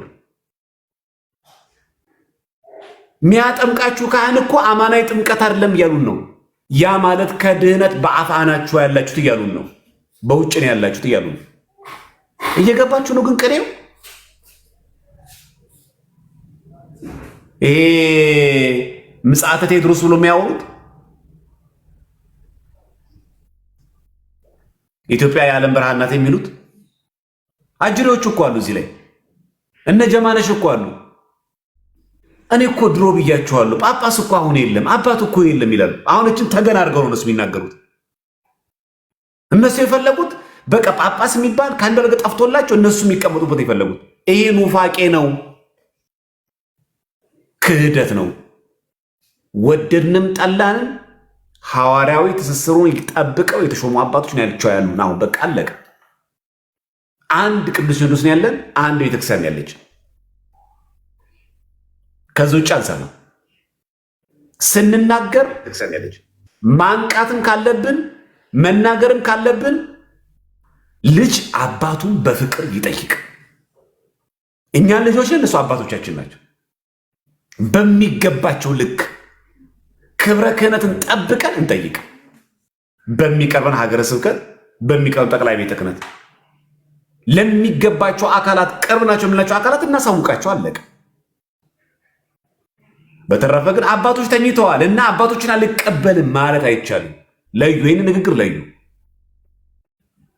መሳደብ አይፈቀድም፣ ክልክል ነው፣ ኑፋቄ ነው ራሱ። ሲኖዶስ አያስፈልገንም እያለ ያለ ሰው ኦርቶዶክስ አይደለም። ከእንግዲህ ቄስ አልቀበል የሚል ሰው እሱ ኦርቶዶክስ አይደለም ነው። ለእኛ ኦርቶዶክስ ማለት ምን ማለት ነው? በሚገባ ይህን ወቅታዊ ጉዳይ ለአባቶች ደርስ ድምፁን የሚያሰማ ብፁዓን ሊቃነ ጳጳሳት ስማቸውን በአግባቡ ጠርቶ እንደ አባትነት የኛ አባት ሆናችሁ ልትቀድሙ ይገባል። ጉዳዩን አጣርታችሁ አስፈላጊ ድጋፍ ማድረግ አለባችሁ ማለት አለበት። ኦርቶዶክስነት ማለት ትክክለኛነት ማለት ስለሆነ እንጂ እችን አንሻፎ የተሐድሶ መናፍቃን ሲራ ለማስገባት ከእንግዲህ ቄስ አልቀበልም፣ ከእንግዲህ አባት አልቀበልም፣ እኔ እነሱ ሳይ ደሜ ይፈላል ካለ ሂዝ ኖት ኦርቶዶክስ። ይህንን ለዩ ነው እያልን ያለ ነው። አልሰማንም ካላችሁ ገብታችሁ ቪዲዮን ተመልከቱት። እንደ መፈክር እንደ ስሎጋን ሲናገር የነበረው ልጅ እየሰማችሁ ነው አይደለ? እያለ ህዝቡ ሰብስቡ ከእንግዲህ ጳጳስ ሲኖዶስ የለንም፣ ከእንግዲህ በኋላ የምንቀበለው ካህን የለንም ይላል። አዎ ይላል ሰው። ይህ እኮ ኑፋቄ ነው። ሲኖዶስ የለንም አይባልም። ሲኖዶሱ ዝም ብለዋል፣ ድምፃቸውን አላሰሙንም፣ እረኛ አልሆኑንም። እኛ በጎቻቸው ስንበላ ዝም አሉን። ምን ነው? በምን መንገድ ለውስጥ እንዲነቁ እናድርግ? ወይስ እኛ ሳናቅ የተጫነባቸው ይሁን የታፍነው ይሁን? ለይተህ መርጠ መናገር ነው እንጂ እችን አስታኮ ካህን አልቀበልም ማለት እኮ ሚስጥራትን አልቀበልም ነው። ያለ ካህን አይፈጽመው ሚስጥራት ሁሉ። ማን ሊያቆርብ ነው ነገር? ማን ዛሬ ሊሰጥ ነው ነገር? ማገር ንስሐ ልትገባ ነው ነገ? አንተ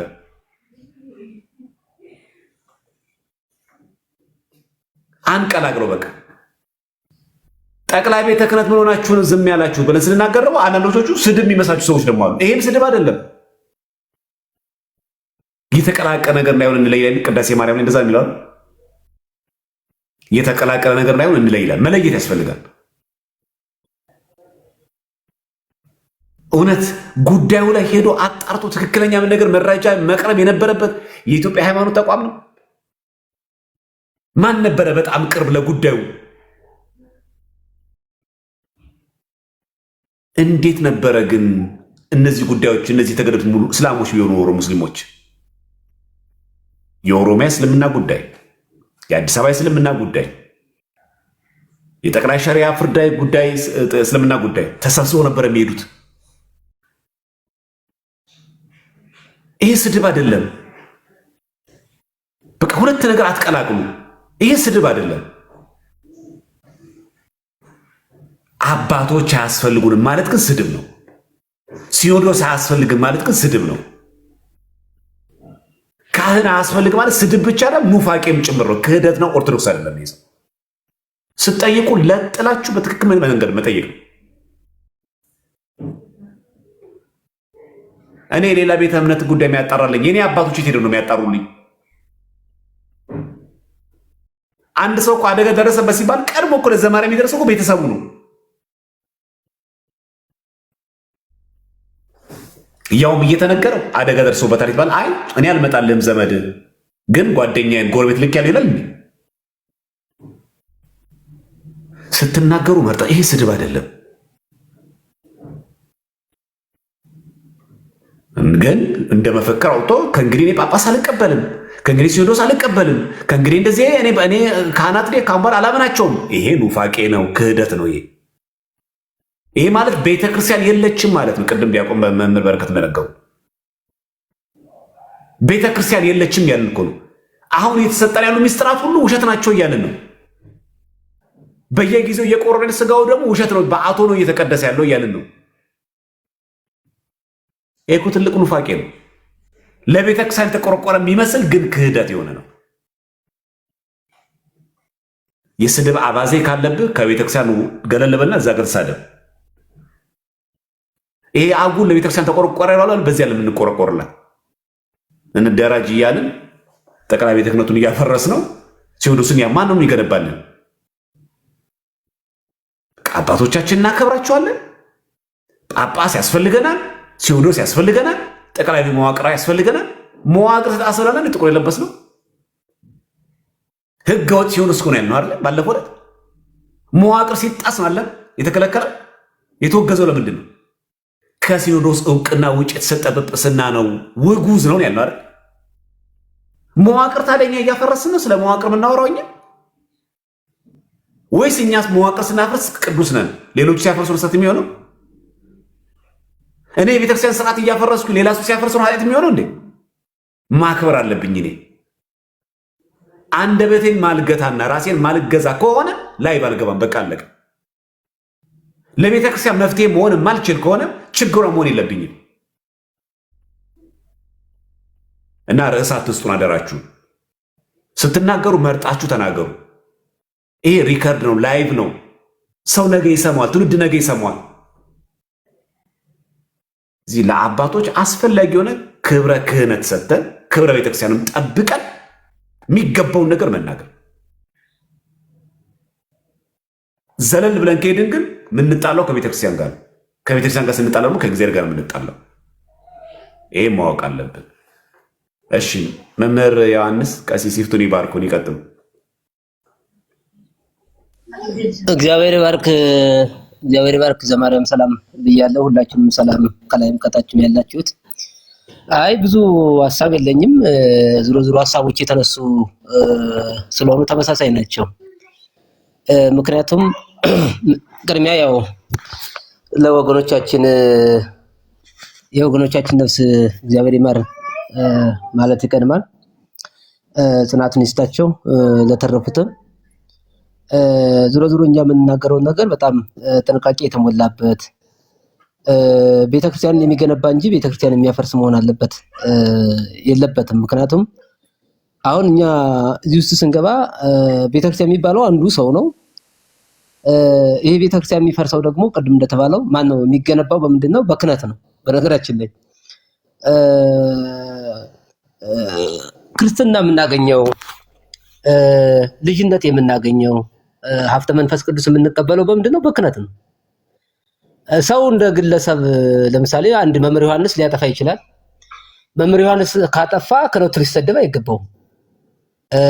ክህነቱ አይሰራም ሊባል አይችልም። እዚህ ገላትያ ላይ ያለ አንድ ጳውሎስ የተናገረውና ሰው ሁሉ ሸክሙን ይሸከማል የሚለው እዚያ ትርጓሜ ላይ በደንብ አድርጎ የሚያትተው ነገር አለና አንድ ንስሐ አባቱ መሬት ተከራይቶ ከዚያ መሬት ላይ ወርቅ ተገንቶ ቄሱ ምን አደረገ ታዲያ ባለመሬቱ ወርቁን መገኘቱን እንዳይሰማ ብሎ ለገበሬው ይነግረዋል።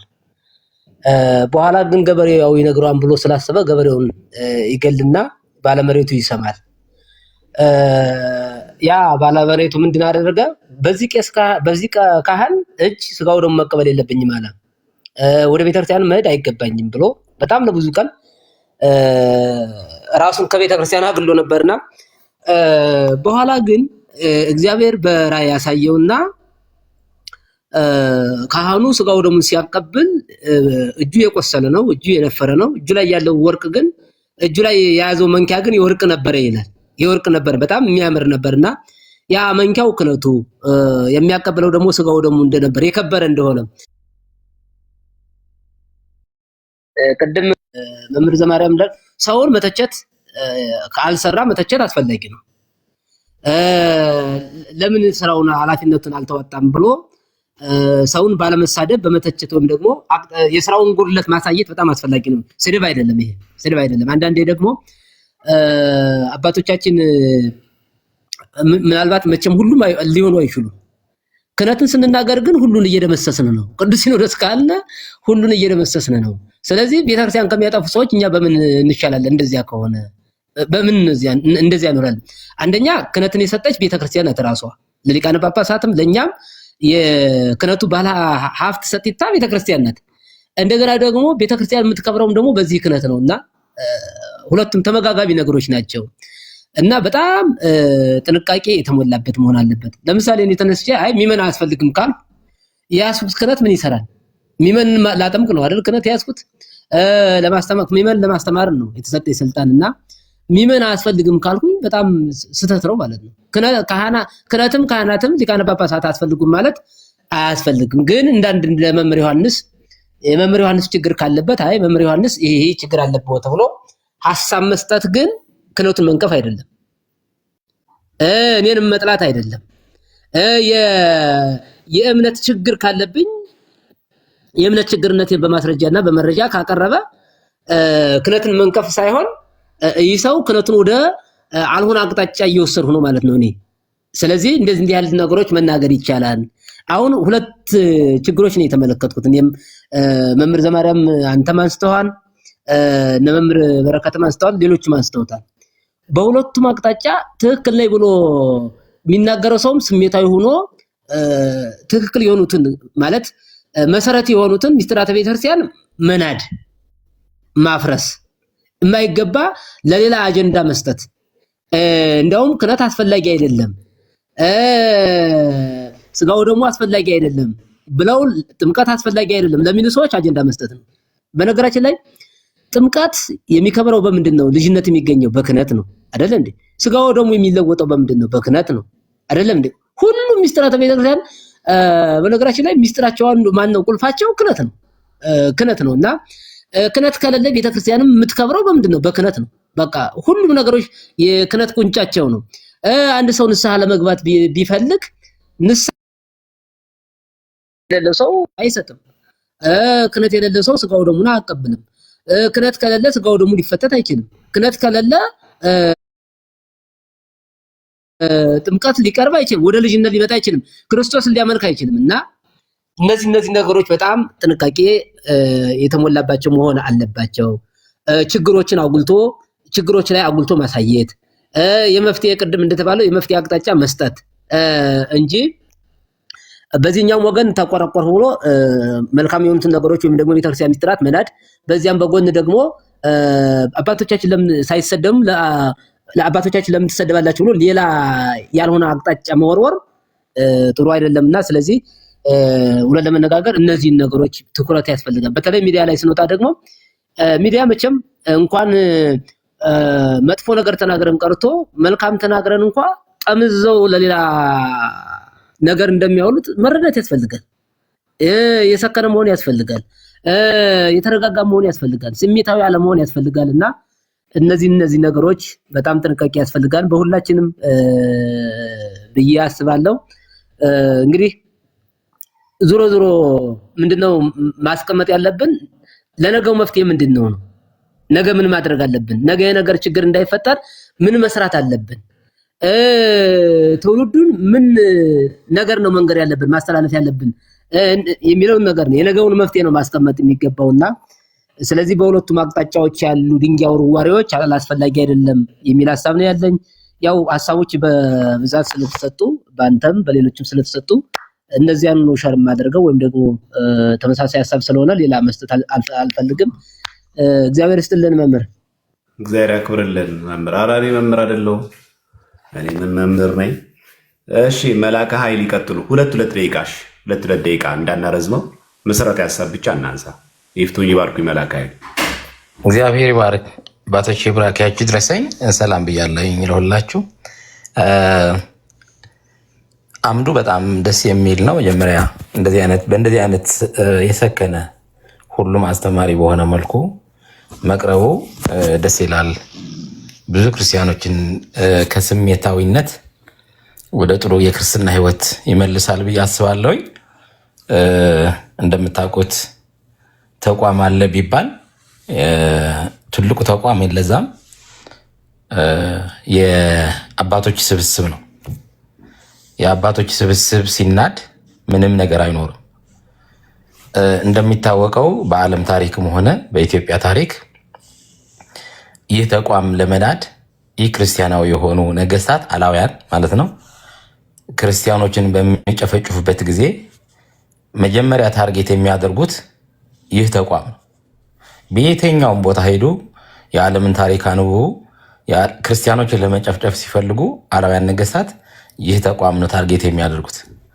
ስለዚህ ይህ ተቋም ታርጌት ሲሆን የትም ቦታ ላይ ኢትዮጵያ ብቻ ሳይሆን ራሽያ ሄዱ፣ አርመንም ሄዱ፣ የትም ቦታ ሩሲያ ሄዱ፣ የትም ቦታ ብትሄዱ ይህ ተቋም ምክንያቱም ይህ ተቋም ካነሱት ይህ ተቋም በምንም ነገር ከልካይ ነው። ለሚያደርጉት ፖለቲካዊ ጥቅም አያራምደንም ብለው ካሰቡ ይህ ተቋም ታርጌት ያደርጉና ማን ነው መሳሪያ የሚያደርጉት? እነሱ የሚመስላቸው ሰው ነው። ከዛ በኋላ እነዛ ሰዎች የሚመስል ሰው ነው ደግሞ እንትን ያደርጋሉና ክርስቲያኖች ሆነን በየትኛውም አቅጣጫ እንደሚታወቀው ኢትዮጵያ ውስጥ ያሉ አባቶች በምንም ነገር በጣም ብርቱ የሆኑ ታላላቅ አባቶች የምንጠራቸው በጣም ታላላቅ አባቶች ዋርካ የሆኑ ለቤተክርስቲያኗ ልዕልና የክርስቲያን ሞት ሁል ጊዜ የሚያንገበግባቸው የሚያለቅሱ የሚያነቡ ቤት ዘግተው አባቶች አሉ፣ በቅርብም የምናውቃቸው ማለት ነው። በአንጻሩ ግን አሁን መምህር ዘማርያም ያመጡት ሀሳብ በአንጻሩ አላውያን ነገስታትን እዛ ውስጥ ሆነው የሚደግፉ እንደዚህ ይሄ መንግስት ካልደገፍን እኮ የሚሉ ለነሱ ነቅሰን አውጥተን እከሌ የሚባሉ አባት በቅርብም የሚያውቋቸው ሰዎች ከአሁንም በዚህ 7 ዓመት ከሰሜኑ እስከ ምዕራቡ ከደቡብ እስከ አንድ ላይ በመሆን ማለት ነው ክርስቲያኖች አንድ በመሆን ነው የምንታወቀው። የምንድነውም አንድ በመሆን ነው። አንድ ላይ በመሆን እነዛ አባቶችን ነቅሶ አውጥቶ መናገር ይቻላል። አለበለዚያ ተቋም እንደ ተቋም ከአላውያን ጋር ሆኖ የቤተክርስቲያንን ልዕልና በሚነካ መልኩ መናገር ቤተክርስቲያኗ ናት የምትጎዳው። ክርስቲያኖቹ ነው የሚጎዱ። የሚሞቱ ሰዎች ማልቀስ ሲገባን፣ ለሚሞቱ ሰዎችን ማዘን ሲገባን፣ ለተረፉ ምዕመናን መካስ ሲገባን አንድ ላይ ሆነን በአንጻሩ እኛ ከነሱ ከአላውያን ጋር ሆነን እከሌ የሚባል መንግስት ለመደገፍ ለዛ በግልጽ ማለት ነው በግልጽ ይህ ስናደርግ በጣም ነው ማፈር ካለብን ማፈር ያለብን ብዬ ማለት ፈልጋለሁኝ። ይሄ ከተናገርኩ በኋላ ምንድነው ማለት ያለብኝ ብዬ ሳስብ ኢትዮጵያ ውስጥ እየሆነብን ያለው ሁኔታ ከዚህ በፊትም ሆኖ የማያውቅ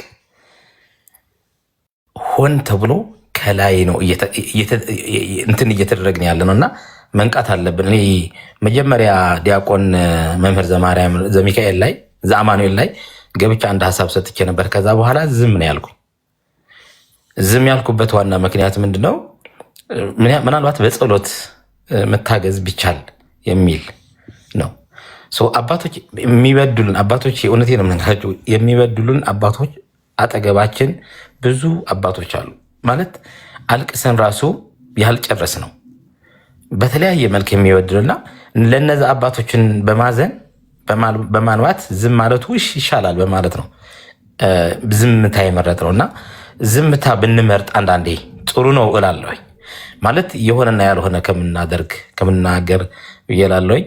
የሚሆንብን ያለው ከላይ ስለሆነ በጥንቃቄ መሆን አለበት ብዬላለሁኝ።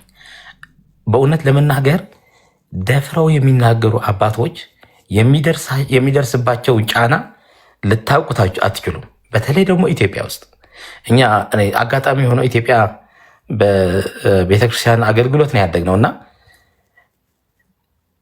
እንደዛ በምትናገሩበት ጊዜ ከማህበረሰቡ ጭምር ተገላችሁ ነው የምትኖሩ። እኛ ሁለት ጓደኛሞች አንድ የጎጃም ልጅና እኔ ከማህበረ ካህናቱ ያገለሉን ጊዜ ነበረ አስታውሳለኝ። አዲስ አበባ ምንም ቦታ ላይ ቮት እንዳትሰጡ፣ ምንም ቦታ ላይ እንዳትመረጡ ተብለን ማለት ነው። እስከዛ ነው እየደረሰብን ያደግነው በቤተክርስቲያን። ለምንድን ነው እንደዛ እያደረግን ያደግነው? ቤተክርስቲያን ስትደፈር፣ ስትመዘበር፣ ስትሰረቅ በተለይ ደግሞ እነዚህ አራቱም በቤተክርስቲያን አምስቱ የሆኑ ሰዎች እነዚህ ከመንግስት ጋር ቅርብ የሆኑ አንድ ጊዜ በአመት ላይ አንድ ጊዜ ቤተክርስቲያን የሚገቡ ታውቋቸዋላችሁ። እነሱ እንዴት ካህናት እንደሚበድሉ፣ እንዴት ምዕመናን እንደሚበድሉ፣ ቤተክርስቲያን እንዴት እየሆነች እንደነበረች ታስታውሳላችሁ። እና አሁን እየሆነብን ያለው ከምንም ጊዜ በላይ ያለውን የመንግስት መዋቅር ነው አባቶችን እንትን እያደረገ ያለው እያሰቃየ ያለው እና ይህ ነገር ደፍረን ከምናገር ወይ ደግሞ እንደዚህ ደፍረን አሁን ነፃ ዓለም ላይ ስላለ እንደዚህ እናገራለን። እኛ እንደዚህ ቢናገሩ አባቶች ምን እንደሚደርስባቸው አስቡ። ሁለተኛ ግን እንደዚህ በመናገራቸው ዓለምን ንቀው በመናገራቸው የሚደርስባቸውንም መጥፎ ነገር እያሰብን ወይ ደግሞ እነሱም የሚደርስባቸውንም በምንም ነገር እያገዝን መሆን ሲገባው ከነዚህ ከአላውያን ጋር በሆነን ቤተክርስቲያን እየወጋናት እንዳይሆን እላለሁኝ። መምህር ዘማርያም ባለፈው በሰጣችሁትን አንድ ጥያቄ ለመጠየቅ እዛ ላይ እያለሁኝ ዘሚካኤል ዛማኑኤል ላይ ይቅርታ፣ ዛማኑኤል ባለፈው መግለጫው ላይ ስትሰጡት 4 ነው 3 ሆናችሁ ከመምህር ፋሲካ ሆናችሁ ዲያቆን ፋሲካ በሰሜኑ የተጨፈጨፉ ክርስቲያኖችን በአክሱም በተለያዩ አብያተ ክርስቲያናቱ እየጠቀሳችሁ ብትሉ ተጽዕኖ ይፈጥር ነበረ ብዬ እላለሁኝ። ምናልባት በምን ሁኔታ እንዳያችሁት አላውቅም። ካላላችሁ ከዚህ በፊት ግን ትግራይ ውስጥ እየሆነብን ያለው የሆነብን እኛ የትግራይ ምዕመናን የደረሰብን በዚህ በ7 ዓመቱ ጦርነት የትግራይ ካህን መሆን ብቻ ይጠይቃል ብዬ አስባለሁኝ። ምክንያቱም ቤተክርስቲያናችን ተቃጥለዋል። ካህናት መስቀል የያዘ እጃቸውን ተቆርጠዋል። በቤተ መቅደሱ ያደግንባት ቤተ መቅደስ እንደ ጧፍ የበራች ቤተ መቅደስ አውቃለሁኝ እኔ። ይህ ጥልቀት በዚህ ልክ ቤተክርስቲያኗን ብታስቧት፣ ምዕመናንን ብታስቡ፣ የሚታገዙ ምዕመናንም እኛ ብታገኙንና መቀሌ ውስጥ ያሉ ልጆች እናገናኛቸዋለን። የሚታገዙ ምዕመናን አሉ፣ የሚታገዝ ቤተክርስቲያን አለ፣ የተዘጉ አብያተ ክርስቲያናት አሉ። ከመቀሌ እመኑኝ፣ ከመቀሌ 200 ሜትር የተዘጋ ጥንታዊ ገዳም አለ። ከመሰቦ አላለም፣ ከመሰቦ ጀርባ ማለት ነው። እና ይህ ያህል በጥልቀት ብንሰራበት ቤተክርስቲያን በየትኛውም አቅጣጫ በየትኛውም ቦታ ላይ ብትሆን ቤተክርስቲያን ናት።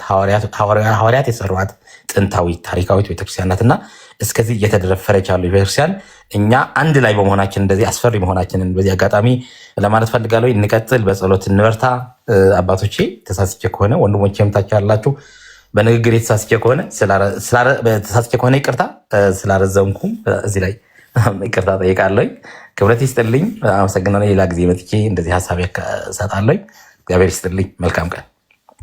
እግዚአብሔር ያክብርልን። ያው አንድ ሰው ሀሳብ ጀምሮ እስከሚጨርስ መታገስ ተገቢ ነው። እሺ፣ ትዕግስት በጣም ተገቢ ነው። ያው ቤተክርስቲያን ላይ ሁሉም ሰው በጣም ብዙ ሰው ብዙ ነገር ተናገር ብትሉት ብዙ የራሱ ቁስል አለው። ሰው የራሱ ቁስል አለው። በየቦታው ያለን በየአካባቢያችን ያለውን የሚፈጸመውን ግፍ ብናነሳው ተነግሮ ያልቅ፣ በየቦታው ማለት ነው። እኛ ክርስቲያኖች ስለሆንን ቢቻላችሁ ከሰው ሁሉ ጋር ነው የሚለው በሰላም ኑሩ። እንኳን ከኦርቶዶክሳውያን ጋር ከሁሉም ቤተ እምነት ጋር በሰላም ነው። ኦርቶዶክሳዊ መመሪያውም እሱ እና ለኦርቶዶክሳዊ ይልቁንም ደግሞ አለ ከሃይማኖት ቤተሰብ ጋር ደግሞ የበለጠ ያስፈልጋል። እና እልቂት የክርስትና በየቦታው ነው ያለው። ይሄ ሰይፉ አለ። ይሄ አሁን የምናየው አይነት ግልጽ የሆነ መግደል፣ ክርስቲያኖችን ማጥፋት አለ። በዚህ በኩል ደግሞ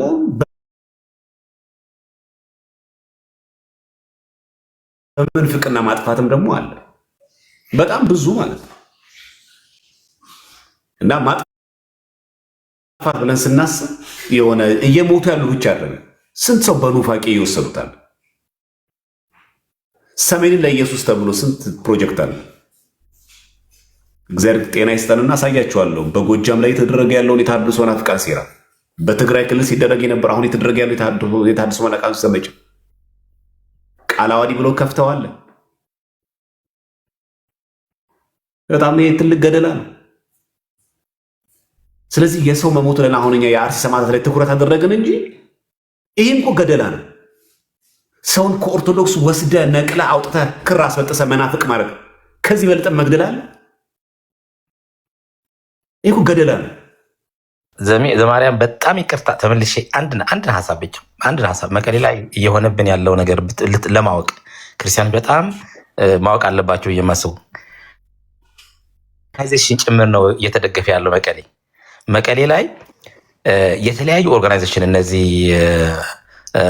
ማነው ስሙ አድቬንቲስት የሚባል ቸርች ከውጭ ከኮሪያ ከራሽያ ከተለያዩ ቦታዎችን በተቋም ጭምር ነው በመንግስት ጭምር ነው እየተደገፈ ያለው ይሄ የሰሜኑ ለኢየሱስ የሚባል ምናልባት እሱ ላይ በደንብ እንድትሄድበት ስለፈለኩ ነው። አቋረጥኩ። አይ ቀኑ አሁን ሳልሆነ ነው መላካይ ቀኑ አሁን አይደለም። እመለስበታለሁ። በተሐድሶ ናፍቃና አሁን ወቅታዊ ጉዳይ በሰሜኑም በደቡብም እያደረጉ ያሉትን ስራ እንመለስበታለን። አሁን አጀንዳችን ሰማዕታት ላይ ስለሆነ እሱ እንድናተኩር ብዬ ነው እንጂ አልዘነጋ ነው።